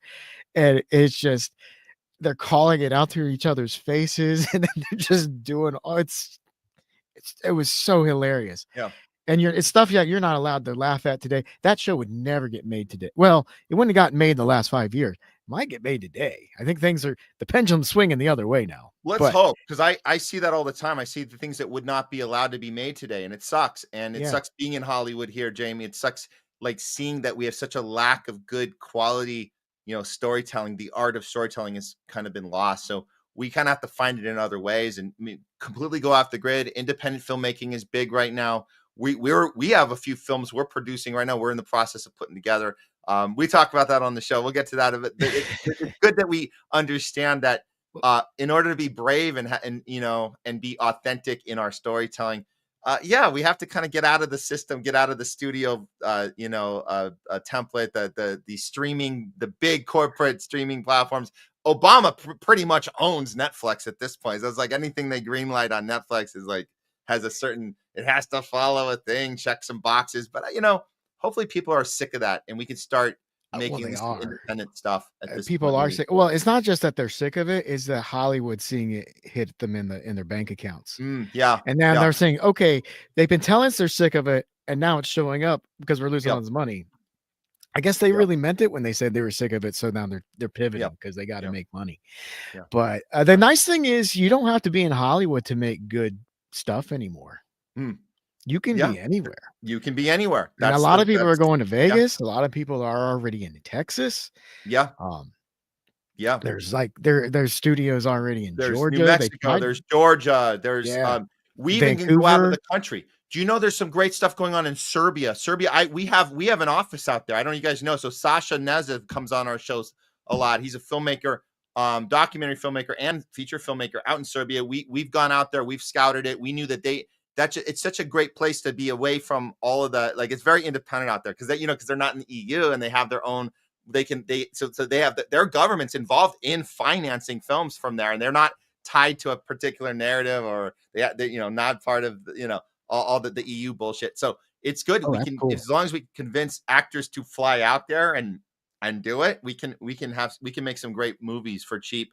And you get these rebates. So that the are government incredible. helps finance it. That's pretty cool. Yeah, pretty cool. We'll talk more about it in the weeks to come. We have some great plans for 2025. As you guys all know, we've already done our last show for the year as far as Homeless Left. I don't know if you guys have anything else planned, but we are going to be doing one more team up on the 30th. If you guys missed this earlier, it's going to be me, Pasta. We have Kit Cabela. We're going to be doing the top censored news of the year, going out with a bang. That's a week from now. I thought it was next. I It's thought 9 it was this days, so Monday. it's a week from Monday. Yes. Oh, Yeah. okay. I thought it was this Monday.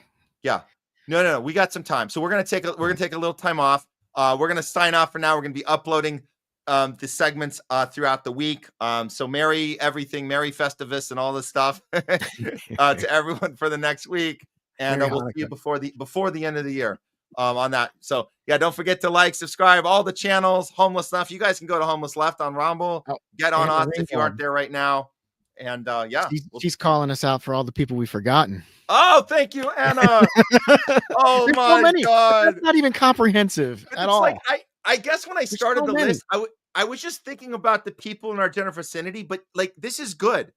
Yeah, let's acknowledge everybody that is fighting something that it's a struggle every day. None of these people are captured. They're all working with honesty and integrity the whole way. This is awesome. Thank you, Anna. Lee Camp, George Galloway, the Grays, of course, the Gray Zone. How can we not? We're talking about Max Blumenthal, Aaron Monte. Come on. Useful Idiots, of course. The Duran. Chris Hedges has been awesome. Caitlin Johnson. We do Caitlin Johnson covers like every 2 or 3 weeks. We're doing something on writer. Caitlin. So it's like, come on. I can't believe. Such a great Thank writer. you for putting that there. Richard Wolf, of course. Michael Hudson. And of course, and we elevated Jeffrey Sachs today for his big moment on Pierce Morgan. So all that's very good. Thank you, Anna Ringwald. Every for single that. person on that list is worth listening to. Hell yeah. Or reading Hell their yeah. material, whichever way they present it. Yeah, they're all good. Michael Hudson, I think, is underrated. And he's been doing a lot of about a weekly show with Richard Wolf, I think, on Nima's show. Which the name of his show is escaping me right now. But Nima is this guy from Brazil, and he just brings on all the different people talking about geopolitics. And he asks like one question, and then they just talk for an hour. It's amazing how he's able to do that. He's just in his show, and he just does an entire show all day. Yeah. It's kind of like how Judge Napolitano does his show as well. He's also interesting to watch too, even though he's got a little bit of a right slant to his a lot of his takes. He still is he's not captured by corporate interest anymore, so he's giving you honest takes, and he's bringing in a lot of people that we tend to agree with more and have those discussions. So he has a very good show. It's called Dialogue Works. Thank you, chat. You guys reminded me. Dialogue Works with Nima. Yeah. So Awesome. that's a good one if you like foreign policy. I highly recommend it if you Yeah. want to see a lot of these people. Well, I think that's about it. We gotta scram right now. I have a little outro, a fun one from this. God, I can't forget her name. You guys will recognize her. She does spoofs all the time. Little funny parody videos on Zionism. It's pretty funny. So this was a fun one, but it's about the worker. It's good. But other than that, do you have anything else to add, Jayme, before we sign off? No, I don't. I don't know if we're actually going to go do any shows between now and Christmas. So Okay. we'll just do the Happy Holiday, Merry Christmas thing. Yeah. In Hanukkah, which we've already done like 3 times now. We've done it 3 We're times. gonna They know it. hit the point home. Enjoy your time with your God, family, yeah, friends, and everybody, yeah. and like get into some arguments, get into some heated debates around the Christmas dinner table. Have it out. No, I'm just kidding. If you don't want We to have left it out out, Indie News Network. This is why I don't like listing people, because you're always going to forget somebody. And Indy, then of course. It's just there's too many, Yeah. too many to list and name. Yeah. So, but if you're new to independent media, which I think a lot of people are right now because they're banning corporate media. Yeah. Once you find something you like, you will find that there is a lot of people in that similar space that you can start listening to, and you'll gravitate to different personalities more than others. Yeah. But I guess, but there's a ton of them.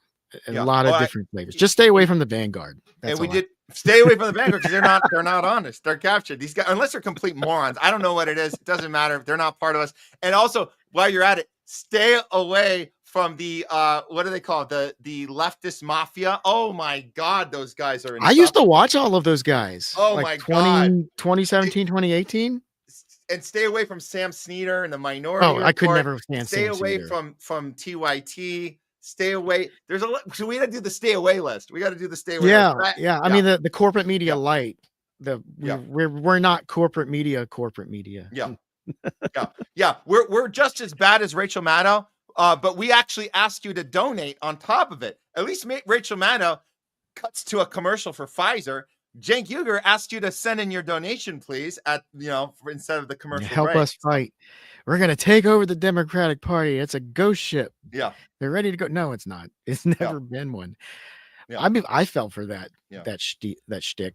I thought they were, but no, they're a big giant bear or a shark, and people trying to go inside. Let the bear eat you and change it from the inside. You can't do that. Can't do that.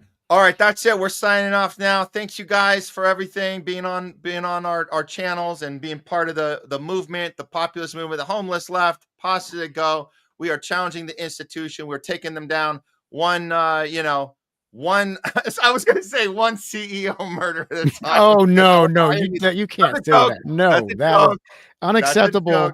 I did not mean that. You mean in Minecraft? We meant we're taking them down one strongly worded letter at a time. That's what we're doing here. Right. Mail it out. Push them into the lava in Minecraft. Official. One strongly worded letter at a time. On that note, take care, guys. Power to the people. We're out. We'll see you guys for the Monday, the 30th top censored news of the year. Thanks, Jayme. Thanks, everyone. I'm gonna throw this up and then you can play it out from there, I guess. All right. I told you last night how Luigi Mangione is fighting extradition. Are you Iron Blakely? Yeah? Yeah, we've been getting calls about you from Zionists and CEOs. I gotta take you in. No, I didn't do anything. Put your hands behind what are you your back. talking Miss, about? Put your hands I behind didn't your back, do all right? anything. Do not resist, all right? No, I'm not. What? Can you please just give me a second to explain to you how you are being used as a tool of the ruling class?